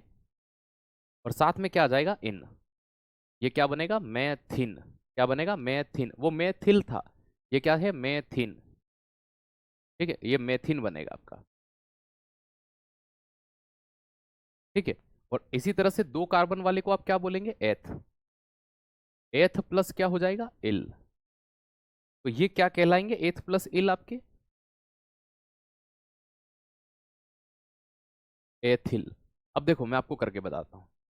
C2H, C1 होगा, एक कार्बन है ना, C1H2 × 1, तो ये बन जाएगा CH2। हालांकि ये पॉसिबल यहां पर है नहीं। आपका जो एग्जाम में यहां से दिल्ली पुलिस में पिछली बार प्रश्न आया था वो यहां से आया था, ठीक है। कहां से आया था? यहां से। तो याद रखिएगा, ये असंतृप्त। असंतृप्त का मतलब इंग्लिश में अनसेचुरेटेड। जब भी आपको कहीं पर, है ना, डबल एंड ट्रिपल बॉन्ड देखने को मिल जाए, क्या मिल जाए? ट्रिपल बॉन्ड, ठीक है। याद रखिएगा, दोहरा एवं तिहरा, या त्रिक बोल दीजिए इसको, तो वहां पर वो हमेशा अनसेचुरेटेड होगा, है ना। इसको हम हटा देते हैं, इससे हमें कोई मतलब नहीं है अभी। हमें इससे मतलब है क्योंकि हमारा प्रश्न यहां से आया था एग्जाम में, ठीक है। अब दोस्त देखिएगा, तो C2H2 × 2 हो गया ये, तो ये क्या बन गया? C2H4 बन गया, है ना। इसे हम क्या कहते हैं? एथिल कहते हैं। एग्जाम में प्रश्न ये आया था, है ना, कि निम्न में से किसमें डबल बॉन्ड पाया जाता है? किसमें डबल बॉन्ड पाया जाता है? तो दोस्त याद रखिएगा, जो एल्किन होता है इसमें हमेशा डबल बॉन्ड होगा। कैसा होगा? Double bond. दोहरा बंद होगा। कैसा बंद होगा? दोहरा बंद होगा ऑलवेज। ये सर कैसे होगा? कार्बन की वैलेंसी 4 होती है, तो कार्बन और कार्बन के बीच में डबल बॉन्ड, 2 डंडे ये हो गए, एक तीसरा डंडा ये, चौथा डंडा ये, तो 2 और 1 3, और एक और डंडा यहाँ पर आएगा, एक डंडा यहाँ पर आएगा, तो एक हाइड्रोजन ये हो गया, एक हाइड्रोजन ये हो गया, एक हाइड्रोजन। कार्बन कार्बन के बीच में दोहरा बंध किस में पाया जाता है? ये एग्जाम में पूछा गया था। ये आपकी पिछली दिल्ली पुलिस का आया हुआ प्रश्न है। ये पिछली दिल्ली पुलिस का आया हुआ प्रश्न है। पिछली दिल्ली पुलिस का आया हुआ प्रश्न है। प्रश्न में पूछा था कि निम्न में से किसमें डबल बॉन्ड पाया जाता है? एल्केन, एल्किन, है ना, एल्किल, एल्काइन। तो राइट आंसर क्या हुआ था? एल्किन हुआ था। तो याद रखिएगा एल्किन, सॉरी मैंने यहाँ पर इल लिख दिया, यहाँ इन आएगा, ठीक है। एथिन, इन आएगा, सॉरी माफ कीजिएगा, मैंने इल लिख दिया, इन आएगा, ठीक है। तो सीधा प्रश्न पूछा था कि डबल बॉन्ड किस में पाया जाता है। आगे वाले में अभी तक डबल बॉन्ड आए नहीं थे दोनों में, ठीक है। इसमें डबल बॉन्ड पाया जाता है। तो दोहरा बंध किस में होता है? डबल बॉन्ड किस में होता है? और इसके भी आप कितने बनाएंगे? आगे के 3 4 और बनाएंगे। तो कार्बन कार्बन के बीच में आपको हमेशा, सर 3 वाला करके दिखा दो एक बार। C3H2 × 3 कितना हो गया? ये C3H6 हो गया। कितना हो गया? अब कार्बन कार्बन के बीच डबल बॉन्ड, और फिर यहां पर क्या गया? Double bond. क्या अगर ऐसा देखने को मिलेगा गुरुजी? 3 कार्बन हो गए। कितने हो गए? 3 कार्बन, ठीक है। अब दोस्त देखना, वैलेंसी कितनी होती है? 4। तो 1 2 3 4 डंडे, तो ये 4 हो गए। 2 और 2 4 डंडे, तो ये यहाँ पर 4 हो गए। अब अगर आप गौर से देखोगे तो यहाँ पर कहीं ना कहीं एक के साथ में यहाँ गड़बड़ होगा। यहाँ सिंगल बॉन्ड, एक यहाँ पर। अब ये देखो 2 और 2 4 हो गए, तो एक यहाँ पे हटाना पड़ेगा, तो एक यहाँ आ जाएगा, एक यहाँ आ जाएगा। तो इस तरह से एक डबल बॉन्ड आपको यहाँ पर देखने को मिलेगा। ये किस तरह से होगा? ये, ठीक है। तो ये यहाँ पर एक हाइड्रोजन, एक हाइड्रोजन, 2 और 1 3, एक हाइड्रोजन ये यहाँ आ गया, और एक हाइड्रोजन ये यहाँ आ गया। ये इस तरह से पाए जाते हैं। तो हमेशा इनमें 2 कार्बन ऐसे होंगे जिनके बीच में आपको ऑलवेज क्या देखने को मिलेगा? Double bond. सिर्फ 2 कार्बन होंगे, ठीक है। तो ये एथेन है ना, याद रखिएगा। नहीं बेटा, एथेन नहीं होगा, एथेन नहीं होगा, एथिन होगा। एथ प्लस इन, एथिन। एथेन नहीं होगा, ठीक है, एथेन नहीं होगा, एथिन। हाँ इंग्लिश में एथिन, एथेन बोलोगे आप उससे, ठीक है, बिल्कुल सही। चलिए बहुत बढ़िया। एल्काइन या एसिटिलीन बोलते हैं इन्हें। ये असंतृप्त होते हैं क्योंकि इनमें ट्रिपल बॉन्ड होता है। यहां पर त्रिकबंध होगा। कैसा होगा? त्रिकबंध। यहां पर ट्रिपल बॉन्ड होता है कार्बन कार्बन के बीच। इनका फॉर्मूला होता है CnH2n-1। ये मैथ का नहीं बनता है ना, याद रखिएगा। C1 जो मैथ होता है इसका नहीं बनेगा। क्यों? क्योंकि यहां हाइड्रोजन जीरो हो जाता है। मैं आपको करके बताता हूं। जैसे अगर आप C1 रखेंगे तो 2 × 1 - 2, तो ये क्या हो जाएगा? CH2 - 2। 2 - 2 क्या होता है? जीरो। तो हाइड्रोजन तो खत्म हो गया, अकेला कार्बन तो हो ही नहीं सकता। तो ये मैथ का नहीं है ना, याद रखिएगा, मैथ का नहीं बनता। लेकिन एथ का बन सकता है, बिल्कुल। तो एथ प्लस यहां पर क्या होगा? आइन होगा। अंत में क्या आता है? आइन। तो इसका जो अंत में वर्ड आता है वो क्या आता है? आइन आता है। ठीक है, तो अंत में जो आपका यहां पर सफिक्स अर्थात जो प्रत्यय आएगा वो क्या आएगा? आइन। तो एथ प्लस आइन बनता है जिसे एथाइन कहते हैं। क्या कहते हैं? एथाइन। और एथाइन कितने कार्बन के लिए हम पढ़ रहे हैं? 2 कार्बन के लिए। ठीक, अब देखो यहां पर CnH2n-2 फॉर्मूला होता है। n की जगह कार्बन, कार्बन कितना है? 2। 2H, 2 × 2 - 2, ये क्या बना? C2H। 2 दूना 4 - 2, C2H2। ये C2H2 आपका क्या कहलाया? एथाइन कहलाया। सर इसमें कहां पर ट्रिपल बॉन्ड है? कार्बन और कार्बन के बीच ट्रिपल बॉन्ड। कार्बन की वैलेंसी 4 होती है, 3 यहां आ गया, एक हाइड्रोजन यहां आ जाता है और एक हाइड्रोजन यहां आ जाता है। तो आपसे यहां पर हो सकता है कि इस बार ये पूछ ले कि बताइए किसमें ट्रिपल बॉन्ड होता है। तो याद रखिएगा एसिटिलीन जो होता है या एल्काइन जो होता है इसमें ट्रिपल बॉन्ड होता है। या ये पूछ ले बताइए किसमें सिंगल बॉन्ड होता है। किसमें सिंगल बॉन्ड होता है? तो पहले वाले के अंदर जो पाया जाता है वो क्या होता है? सिंगल बॉन्ड होता है, एकल बंध होता है। क्या आपको एल्केन एल्किन है ना, एल्केन एल्किल एल्काइन ये सब समझ में आ गए? एल्केन एल्किल है ना, याद रखिएगा, एल्किन एल्काइन समझ में आ गए? क्या ये आपको चारों कॉन्सेप्ट यहां से प्रश्न पिछली बार दिल्ली पुलिस में डायरेक्ट पूछा गया था, सीधा आया था पेपर के अंदर, सीधा छपा था। क्या ये समझ में आ गया आपको? संतृप्त कार्बन कौन से होते हैं? अरे बेटा अभी पढ़ाया ना कि संतृप्त कार्बन कौन से होते हैं। ये रहा आपका। ठीक है, ये संतृप्त हाइड्रोकार्बन होते जिनमें सिंगल बॉन्ड होता है।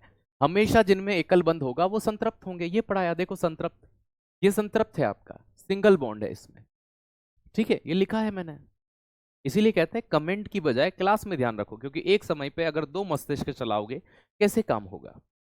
ठीक है, क्योंकि आप कमेंट करते में सोचने में रह जाते हो, इतने में पढ़ा के आगे निकल जाता हूँ, तो वो चीज आपको समझ नहीं आती है। आप इन सभी के 5-5 बनाएंगे। कितने बनाएंगे? 5-5। ठीक है, ये आपका होमवर्क है मेरी तरफ से, चल रही है। बहुत बढ़िया। सर ये आज तक समझ नहीं आए थे, पहली बार समझा है। कोई बात नहीं, इसीलिए मैं आराम से पढ़ा रहा हूँ। ऐसा नहीं हो कि आपको ये ऐसा लगे कि हड़बड़ी हो रही है। चलिए, मम्मी बुला रही है खाने के लिए, उनको कहो कि सर थोड़ी देर बाद आएंगे। चलिए, अगला बंध श्रृंखला वाले यौगिक। ठीक है, साइक्लिक कंपाउंड। देखो जिनमें इस तरह की रिंग पाई जाए, है ना, carbon carbon carbon carbon carbon, ये इस तरह से रिंग में बंद होते हैं, एक चेन बनी होती है।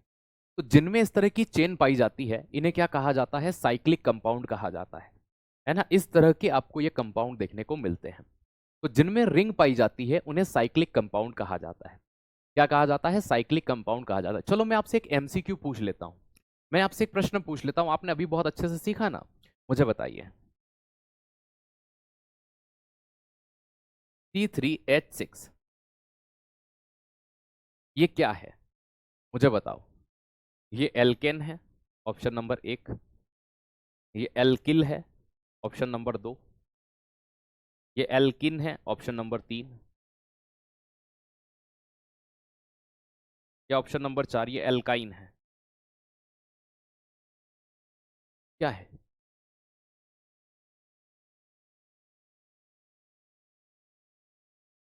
ये बता दीजिए, ये क्या है? अभी आपने मैंने आपको पढ़ाया ना, अब आप बता दो मुझे। चलिए, अब ज़्यादा नहीं बचा है आपका, थोड़ा बहुत क्लास और बचा है। ठीक है, 16 मिनट हो गए, 15 मिनट और पढ़ाऊंगा मैं आपको।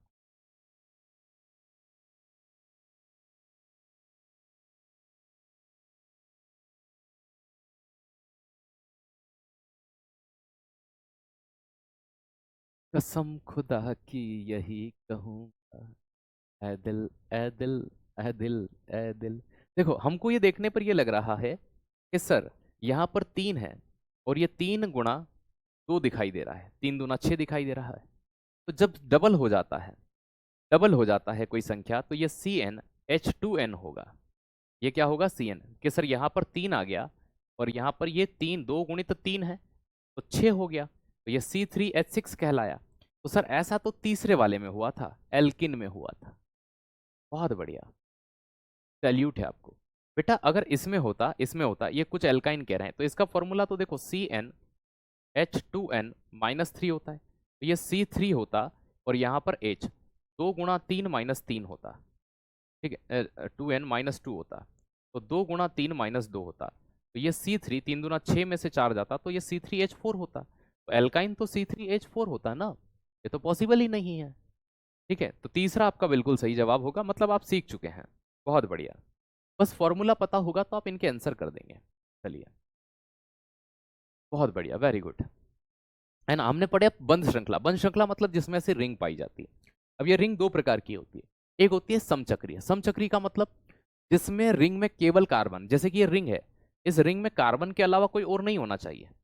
इस पूरी रिंग में सिर्फ और सिर्फ कार्बन होगा, एक समान। देखो सब जगह क्या है, कार्बन है, तो होमोसाइक्लिक, होमो मतलब समान होना चाहिए, तो ये इस तरह से पाए जाते हैं। ठीक है, तो जैसे कि ये हो गया। अब ये इस तरह की रिंग में अगर एक के बाद आपको यहाँ पर डबल बॉन्ड देखने को मिल जाए इस तरह से, तो कार्बन की वैलेंसी 4 होती है, डंडे 4 होने चाहिए कार्बन के। कितने होने चाहिए, 4। तो ये इस तरह से जो दिखाई दे रहा है, ये जो आपको रिंग दिखाई दे रही है, इसे हम नॉर्मली बोल देते हैं C6H6। और इस C6H6 को हम क्या बोलते हैं, बेंजीन। क्या बोलते हैं, बेंजीन। ठीक है, बेंजी बोलते हैं, बेंजी। ये 2 प्रकार के होते हैं कि सर इसमें 2 प्रकार के, एक ये होते हैं जिनमें एक के बाद में डबल बॉन्ड होता है, एक जिसमें डबल बॉन्ड होता ही नहीं है। ये 2 प्रकार के होते हैं। आइए वो कौन कौन से होते हैं मैं आपको समझाता हूँ। प्यारे दोस्त, पहले होते हैं एरोमेटिक। इनकी एक विशेषता होती है कि इनमें एक के अंतर के बाद में युग्म बंध, है ना, याद रखिएगा, डबल बॉन्ड होता है ना। Pair bond are found alternating, तो एक के बाद में, जो अभी हमने बेंजीन की रिंग पढ़ी, देखो carbon carbon carbon carbon carbon carbon और कार्बन, एक के अंतर, मतलब देखो यहां पर अगर डबल बॉन्ड है फिर यहां नहीं होगा, फिर यहां होगा, फिर यहां नहीं होगा, फिर यहां होगा। अब देखो कार्बन की वैलेंसी 4 होती है, 1 2 और 1 3 हो गया तो एक यहां पर जुड़ जाएगा हाइड्रोजन, 1 2 और 3 हो गया एक यहां जुड़ जाएगा हाइड्रोजन, 1 2 और 3 हो गया एक यहां जुड़ जाएगा हाइड्रोजन, 1 2 और 3 हो गया एक यहां जुड़ जाएगा हाइड्रोजन, 1 2 3 यहां हो गया एक यहां जुड़ जाएगा हाइड्रोजन, 1 2 3 हो गया एक यहां जुड़ जाएगा हाइड्रोजन। तो प्यारे दोस्त, जैसे कि ये पाया गया, तो जिनमें एक के अंतर के बाद में डबल बॉन्ड होता है, ऐसे ऐसे साइक्लिक कंपाउंड को हम क्या कहते हैं, एरोमेटिक। क्या कहते हैं, एरोमेटिक। तो एरोमेटिक वो होते हैं जिनमें एक के अंतर के बाद डबल बॉन्ड पाया जाता है। कि सर जिनमें, अगर मैं आपसे ये कहना चाहूं, है ना दोस्त, याद रखिएगा बेटा, ये फॉर्मूले कहाँ से आए इनको ये मुझे भी नहीं पता।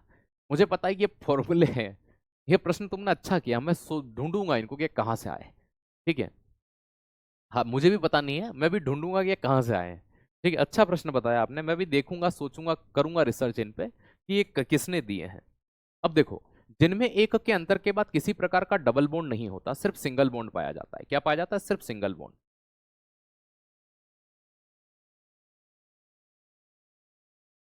ठीक है, उन्हें क्या कहा जाता है, उन्हें प्यारे दोस्त एलिसाइक्लिक कहते हैं। देखो अब यहां पर हम बात करते हैं, एक हो गया 2 हो गया, तो भैया इसके 4 डंडे होने चाहिए, एक हाइड्रोजन यहां पर, एक हाइड्रोजन यहां पर, एक और एक 2 हो गए 3 और 4, एक हाइड्रोजन यहां पर, एक हाइड्रोजन यहां पर, 1 2 3 और 4, एक हाइड्रोजन यहां पर, एक हाइड्रोजन यहां पर, 1 2 एक यहां पर, एक यहां पर, 4।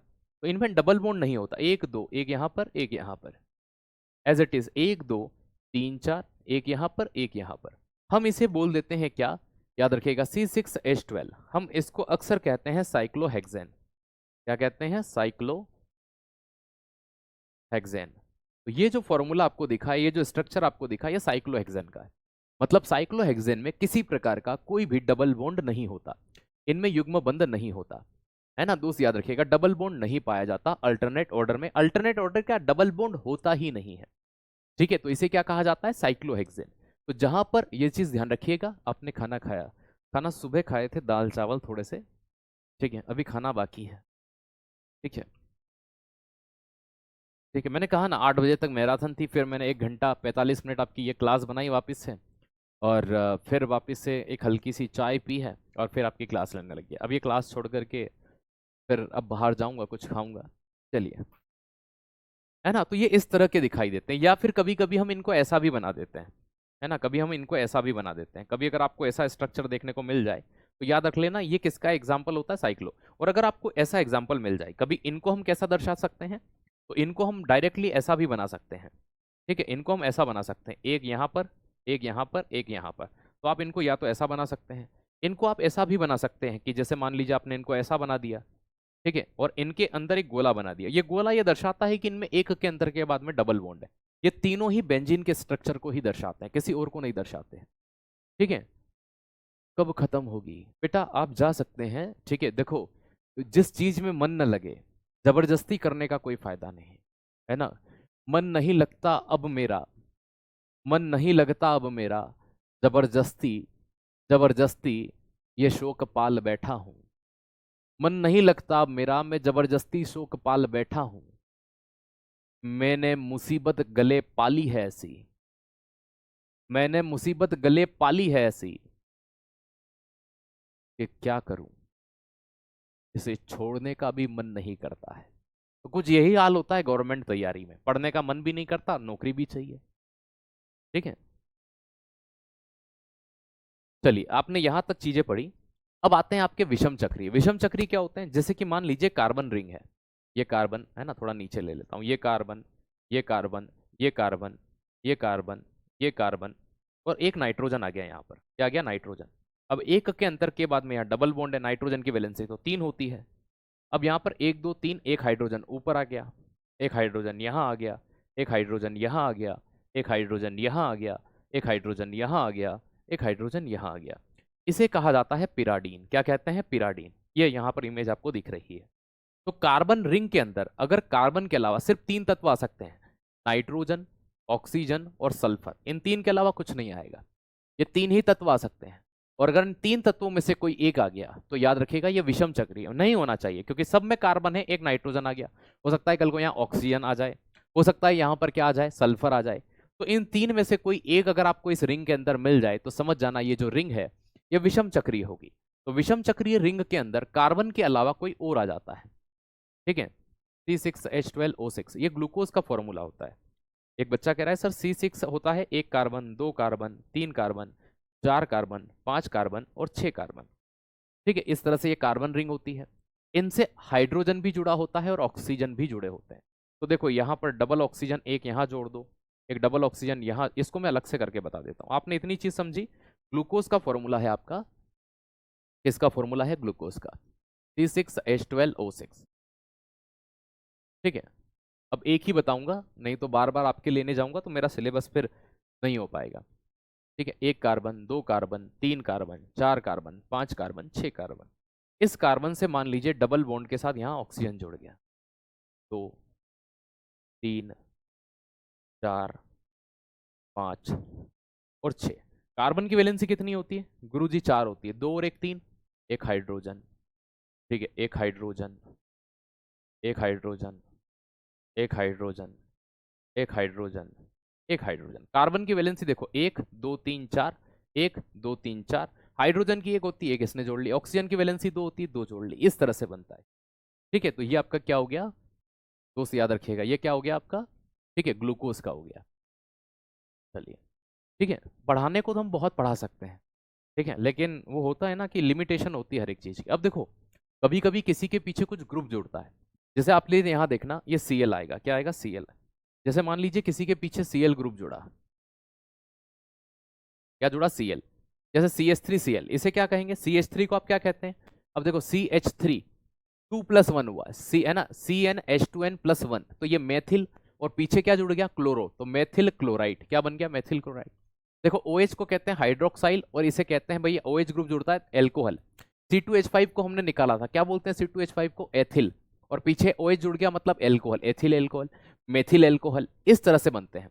यहाँ देखना O ग्रुप, यहाँ पर आगे भी कुछ आ सकता है, ROR बोलते हैं इसको, है ना, बीच में O आना चाहिए। C2H5 को आप क्या बोलते हो, सर एथिल, यहाँ भी C2H5 है, तो ये बन जाएगा डाई एथिल, 2 बार आया ना एथिल, इसलिए बोलते हैं डाई एथिल। और ये O ग्रुप जुड़ता है तो इसे क्या बोलते हैं, ईथर, तो डाई एथिल ईथर। किसी में CHO ग्रुप जुड़ता है ना, तो याद रखना इसे बोलते हैं एल्डिहाइड।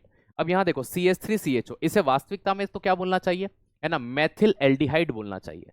लेकिन दोस्त याद रखिएगा, हम इसका वास्तविक नाम जो चर्चा में होता है वो है एसिटेल्डिहाइड। क्या है, एसिटेल्डिहाइड। तो CH3CHO को एसिटेल्डिहाइड कहा जाता है, वैसे इसे मेथिल एल्डिहाइड कहना चाहिए, है ना, लेकिन जो नाम है हम वही करेंगे। भैया जी आज से पहले कसम से ये कभी याद नहीं हुए थे, अब सबके सब याद है, बहुत बढ़िया, अच्छी बात है। चलिए, कीटोन ग्रुप, CO ग्रुप जहां पर जुड़ता है उसे कीटोन कहते हैं। जैसे यहां देखो CH3COCH3, डाई मेथिल कीटोन होना चाहिए, लेकिन इसे क्या कहा जाता है, एसिटेल्डिहाइड। ये डबल हो गया, एसिटेल्डिहाइड यहां लिखा था, ठीक है, इसे क्या कहते हैं दोस्त, याद रखिएगा, डाई मेथिल कीटोन कहते हैं।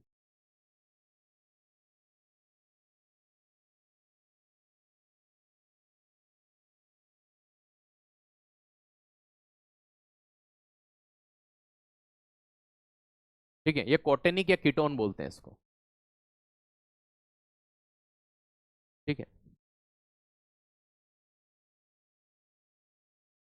Die methyl ketone. Okay, ketone. आइएगा, कार्बोक्सिलिक COOH जुड़ता है, जैसे CH3COOH, तो एसिटिक अम्ल इसे हम एसिटिक एसिड का फॉर्मूला होता है, मैंने आपको पढ़ाया, लेकिन इसे हम क्या बोल सकते हैं, मेथिल, याद रखना मेथिल, है ना, कार्बोक्सिलिक, है ना, लेकिन नहीं बोला जाता, इसका नाम आपको यही याद रखना होगा। आपसे पूछेंगे इसमें कौन सा ग्रुप जुड़ा है, COOH। एस्टर में COO आता है, देखिए CH3C2H5, एक बार कौन आया आपका, तो दोस्त याद रखिएगा, है ना, यहाँ पर मेथिल एथिल क्या हो जाएगा, ये एस्टर। तो मेथिल एथिल एसीटेट क्यों बोला है, क्योंकि भैया इसको हमने इसमें काउंट कर लिया, COO को CH3, तो CH3COO C2H5, तो इसे एथिल एसीटेट के तौर पर भी हम जानते हैं। तो उम्मीद है ये चीज भी आपको समझ में आ गई होगी। सिलेबस कब तक पूरा हो जाएगा, बस 10-15 मिनट में पूरा हो जाएगा, ठीक है। अब देखो एथिलीन, ये बहुत प्रश्न बनता है यहां से, है ना, CnH2n श्रेणी का प्रथम सदस्य है, तो भैया देखो CnH2n को क्या बोलते हैं, है ना, क्या बोला था, एल्किन, एल्किल, एल्किल, एल्किन, तो ये एल्किन का सदस्य CnH2n, है ना। यहां से जो प्रश्न आता है वो क्या आता है, इसे सूंघने पर बेहोशी आती है ना, हालांकि क्लोरोफॉर्म से भी बेहोशी आती है, लेकिन एथिलीन से भी सूंघने पर क्या आती है, बेहोशी आती है। एथिलीन के कई अणु आपस में जुड़कर पॉलीएथिलीन बनाते हैं, क्या बनाते हैं, पॉलीएथिलीन। पॉलीएथिलीन से आपको थोड़ा सा इसको प्रोनाउंस करो, आप पॉलीथीन बोलने लग जाओगे। तो एथिलीन के बहुलीकरण से या पॉलीमराइजेशन से, इसी से बनती है पॉलीथीन, जो आप यूज करते हो ना हैंडल बैग, वो इसी से बनती है, ठीक है। चलिए, एथिलीन का उपयोग कृत्रिम रूप से फलों को पकाने, मोस्ट कॉमन मोस्ट रिपीटेड प्रश्न है, बेहोश करने के लिए या फलों को पकाने के लिए किसका उपयोग करते हैं, तो दोस्त याद रख लेना, है ना, ये पॉलीथीन बनाने में। अभी जस्ट मैंने यही बात बोली, एथिलीन के बहुलीकरण से या पॉलीमराइजेशन से क्या बनता है, तो पॉलीथीन बनता है, ठीक है। अगर आप एसएससी की एग्जाम बहुत अच्छे से, है ना, फॉलो अप करते हैं तो ये प्रश्न आपके लिए है, हो सकता है दिल्ली पुलिस में नहीं आए, लेकिन दूसरी एसएससी की एग्जाम में जरूर आएगा, ठीक। एसिटिलीन, एसिटिलीन अल्कलाइन श्रेणी का, याद रखिएगा, प्रथम सदस्य है, रंगहीन गैस होती है। इसमें प्रश्न ये पूछा जाता है कि किसमें लहसुन के समान गंध आती है, तो लहसुन के समान जो गंध आती है ना, गार्लिक के समान जो स्मेल होती है, याद रखिएगा, गार्लिक लाइक स्मेल होती है, इसमें लहसुन के समान गंध आती है, ठीक है। एसिटिलीन जो होता है इसमें लहसुन के समान गंध होती है, तो एसिटिलीन में किसके समान गंध होती है, लहसुन के समान। बस एक दो स्लाइड आपकी अंतिम बची है, ठीक है। क्लोरोफॉर्म, इसमें यह पूछा जाता है कि मेडिसिन सेक्टर में इसका उपयोग करते हैं, क्यों करते हैं, निश्चेतक। सर निश्चेतक क्या होता है, एनेस्थीसिया। सर एनेस्थीसिया क्या होता है, बेहोश करने के लिए, है ना। मूवीज में देखा होगा कि क्लोरोफॉर्म सुंघा करके बेहोश किया जाता है, तो बेहोशी के लिए किसका उपयोग किया जाता है, क्लोरोफॉर्म का। किसका करते हैं, क्लोरोफॉर्म का। इसको काले कागज में लपेट कर रखते हैं, कैसे, क्यों, अगर मान लीजिए इसकी शीशी के ऊपर प्रकाश पड़ जाएगा तो ये एक गैस बनाता है जिसे फॉस्जीन कहते हैं, और अगर इस गैस के संपर्क में कोई इंसान आ जाएगा तो उसकी मौत तय है, क्योंकि ये जहरीली गैस होती है। कैसी होती है, विषैली गैस होती है, पॉइजनस गैस होती है, इसलिए इसको अंधेरे कमरे में या फिर काले कागज में लपेट कर रखा जाता है। तो क्लोरोफॉर्म में एक ये भी गुण है कि मान लीजिए अपने कार में क्लोरोफॉर्म की शीशी खोल के रख दी, है ना, आप ये सोच रहे थे हमको आधे किलोमीटर बाद किसी को बेहोश करना है, और अगर सनलाइट उस शीशी के ऊपर डायरेक्ट पड़ी तो बेहोश करना तो दूर गया, आधे किलोमीटर पहले जितने भी बैठे हैं ना गाड़ी में, सबकी फाइल निपट जाएगी। इसलिए इसकी शीशी का कलर काला होता है। देखना कभी क्लोरोफॉर्म अगर वो निकालते होंगे मूवीज में तो उनकी शीशियां काली ही दिखाई जाती है। तो दोस्त इसे काले कागज में लपेट कर रखते हैं या काली शीशियों के अंदर ही रख देते हैं, क्योंकि अगर ये सनलाइट के प्रेजेंस में या याद रखिएगा प्रकाश की उपस्थिति में वायु के संपर्क में आ गया तो ये क्लोरोफॉर्म से गैस बना लेगा जिसका नाम है फॉस्जीन, है ना। याद रखिएगा इस फॉस्जीन का ही दूसरा नाम है कार्बोनिल क्लोराइड। क्या नाम है इसका? कार्बोनिल। ये फॉस्जीन का ही दूसरा नाम है। तो मौत तय है।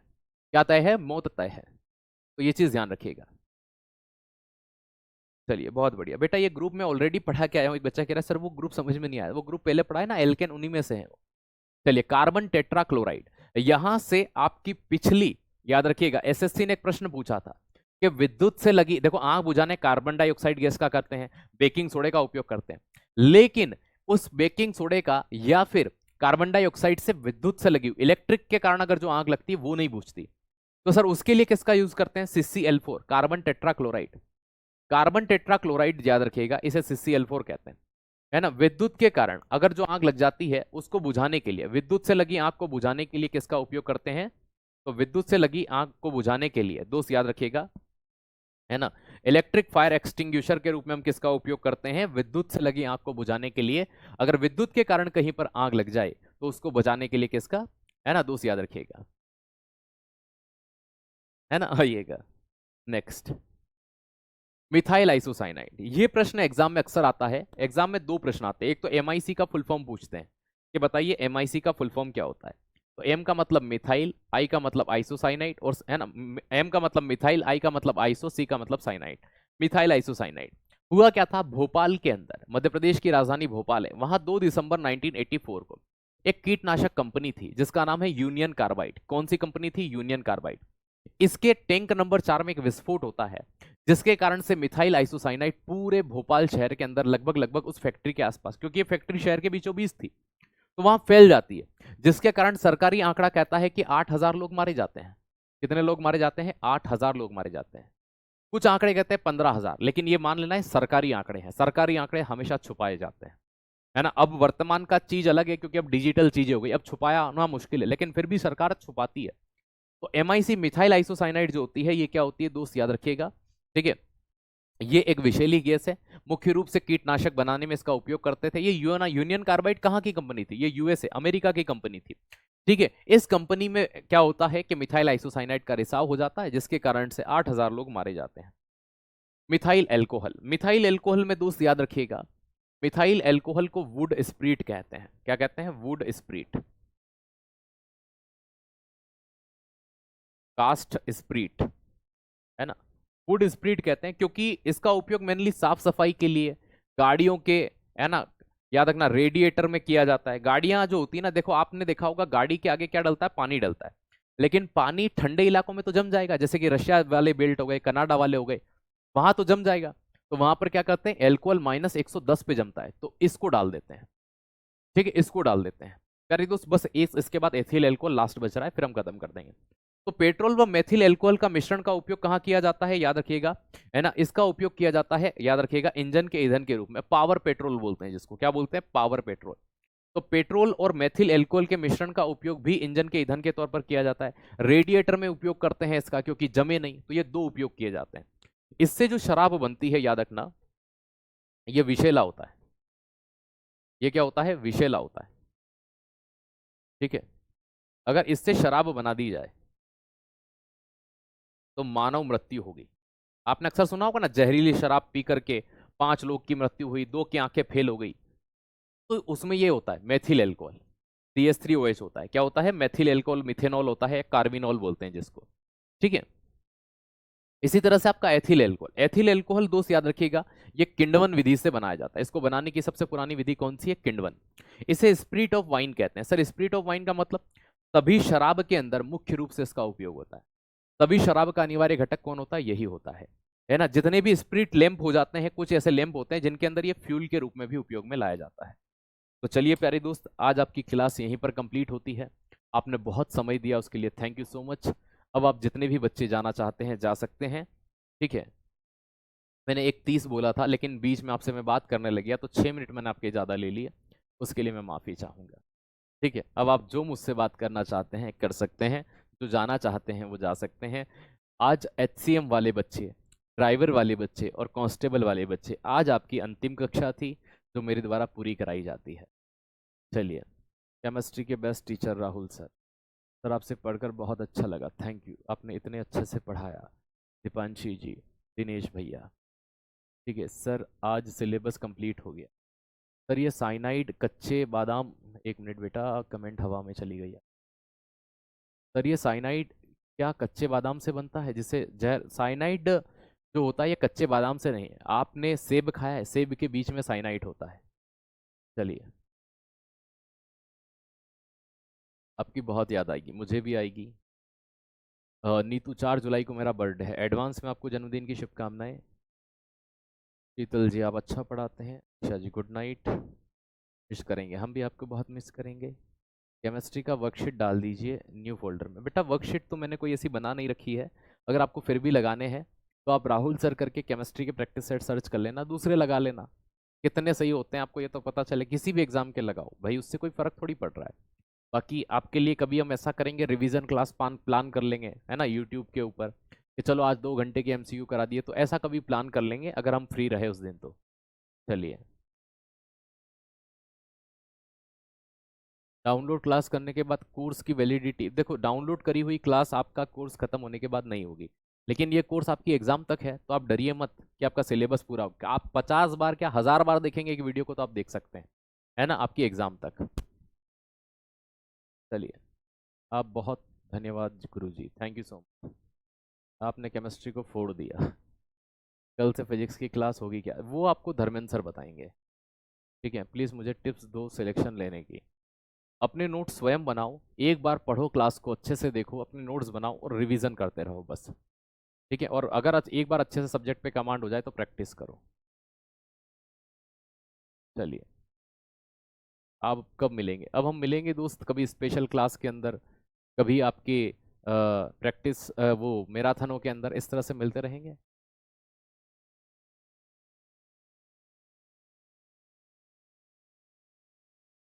आप यूट्यूब वाली क्लास बता दो जो आज लाइव थी आपने, मेरा रिवीजन हो जाएगा।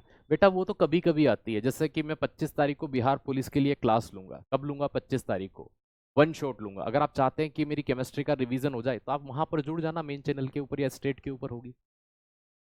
कोट्या कोट्या प्रणाम, कोटि कोटि आशीर्वाद। चलिए, हाँ बेटा हो जाएगा, दिनेश हो जाएगा। Thank you so much. आपकी इंस्टा आईडी क्या है? बेटा मेरे ही नाम से है, राहुल पालीवाल, देख लीजिएगा। चलिए, सिलेक्शन के बाद जरूर मिलूंगी, आऊंगी आरडब्ल्यू ऑफिस, बिल्कुल आइएगा। ठीक है, सम्मान समारोह में मिलेंगे, बिल्कुल मिलेंगे। मैंने 2 दिन पहले से ही कोर्स लिया है। बेटा आप शुरू से क्लास लीजिए, रिकॉर्डेड लीजिए। 12th में मैथ से थी, मुझे ये बहुत सरल लग रही है। अच्छी बात है, कोई बात नहीं।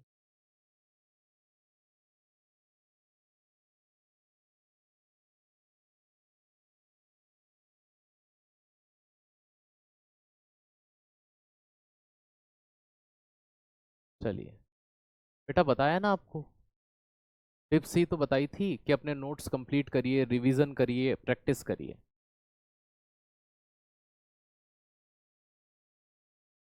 नाम तो लीजिए। ठीक है गुनगुन। पिटकरी का सूत्र, K2SO4 Al2SO4 whole thrice dot 24H2। Pratibha, Sarita, बहुत आशीर्वाद, बहुत प्यार।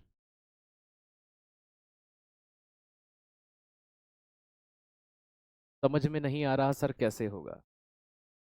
देखो, जीवन में बहुत से ऐसे पड़ाव आते हैं जब हमें समझ में नहीं आता, लेकिन कहीं से शुरुआत करनी पड़ती है। जो कमज़ोर चीज़ है उस पर काम करना शुरू कर दीजिए। बेटा दिनेश, मैंने बोला ना आपका काम हो जाएगा, इसके कॉपी पेस्ट करोगे तो पर्टिकुलर अब यही नाम लेकर के बोल रहे हैं।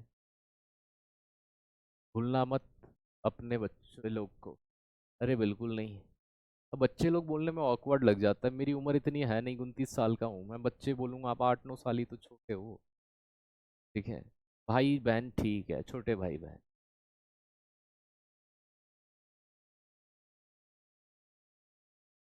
चलिए,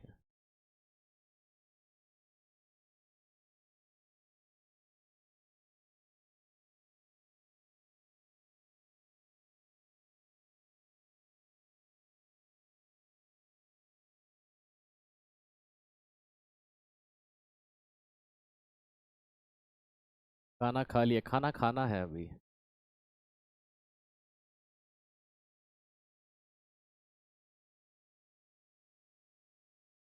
चलो कुछ सुना देते हैं आपको, फिर हम विदा लेंगे आपसे। कि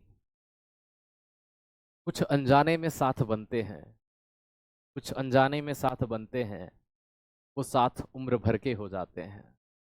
कुछ अनजाने में साथ बनते हैं, वो साथ उम्र भर के हो जाते हैं। न मिले, न मिले हम और तुम कभी, न मिले हम और तुम कभी, फिर भी रिश्ते गहरे बन जाते हैं, फिर भी रिश्ते गहरे बन जाते हैं। लोग कहते हैं, लोग कहते हैं कि मुलाकातें याद रहती हैं, लोग कहते हैं मुलाकातें याद रहती है। अरे कोई हमसे भी पूछ, कोई हमसे भी पूछ, बहुत सारी ऐसी मुलाकातें हैं जो अधूरी भी याद रहती, जो अधूरी भी याद रहती। हम और आप कभी मिले नहीं, लेकिन हमारे बीच में जो बॉन्डिंग बनी ना, वो हमें जीवन भर याद रहेगी। किसी दिन किसी कोने पर रास्ते में मिल जाऊंगा, यार ये चेहरा पहचाना हुआ सा लग रहा है। हो सकता है कि थोड़े बहुत चेहरे में परिवर्तन आ जाए, लेकिन है ना, मैंने आपको डांटा भी, मैंने आपको बहुत हंसाया भी, किसी को हो सकता है मैंने कुछ कहा भी हो, तो हमारा मन कभी भी किसी को ठेस पहुंचाने का नहीं होता। कभी इस ड्यूरेशन में मेरी किसी बात का आपको बुरा लगा हो, ठीक है, तो बड़े भाई के नाते डांटा है, मैं माफ़ी नहीं मांगूंगा। आपके अच्छे के लिए डांटा है, मैं माफ़ी नहीं मांगूंगा आपसे, ठीक है। तो प्यारे साथी, इस बात को ज़रूर याद रखना, हम सिर्फ आपके अच्छे के लिए वो चीज़ें बोलते हैं, कभी हमारा औचित्य दूसरा नहीं हो, ठीक है। लाइफ में आपको बहुत सारे नेगेटिव लोग भी मिलेंगे, है ना, बहुत सारे पॉजिटिव लोग भी मिलेंगे। डिसाइड आपको ये करना है कि आपको कहाँ जाना है। आप सिर्फ उन लोगों के प्रति आकर्षित होते हैं जो आपकी तारीफ करते हैं। कभी उन लोगों के प्रति आकर्षित होकर के देखिए, कभी उन लोगों की बात सुन करके देखिए जो वास्तविकता में, जो रियलिटी में आपको आपकी कमियां गिनाते हैं। और जब हमें हमारी कमियां गिनाई जाती है ना, तो भाई साहब हम में निखार आता है, हमें सुधार आता है, हम एक परिवर्तन आता है, हम उस परिवर्तन को महसूस करते हैं। तो कोई आपको अगर कुछ कहे ना, तो उस पर गुस्सा या उसके बारे में एक धारणा बनाने से पहले उस बात पर एक बार मंथन जरूर करना, एक विचार जरूर करना कि इन्होंने मुझे ऐसा कहा है, तो क्या ये वास्तविकता में मेरा स्वभाव ऐसा रहा है। एक बार इस पे विचार जरूर करिएगा, एक बार इस पर विमर्श जरूर करिएगा। चलिए दोस्त, अब मैं आप सभी से इजाज़त चाहूँगा। Thank you so much. भूख लग रही है जोरों, ये खाना खाना है अब, है ना। तो चलिए, धन्यवाद। आप सभी भी, कुछ भाई बहन भूखे होंगे, आप भी भोजन करिए। मिलते हैं हम सब बहुत जल्द। शुक्रिया, धन्यवाद, जय हिंद, जय भारत। ठीक है, मेरा नाम ले लीजिए, चौधरी अजय जी, आपका नाम हमने ले लिया है। चलो, thank you so, thank you so. अब जीभ लड़खड़ाने लग गई है। जय श्री महाकाल, नमस्ते।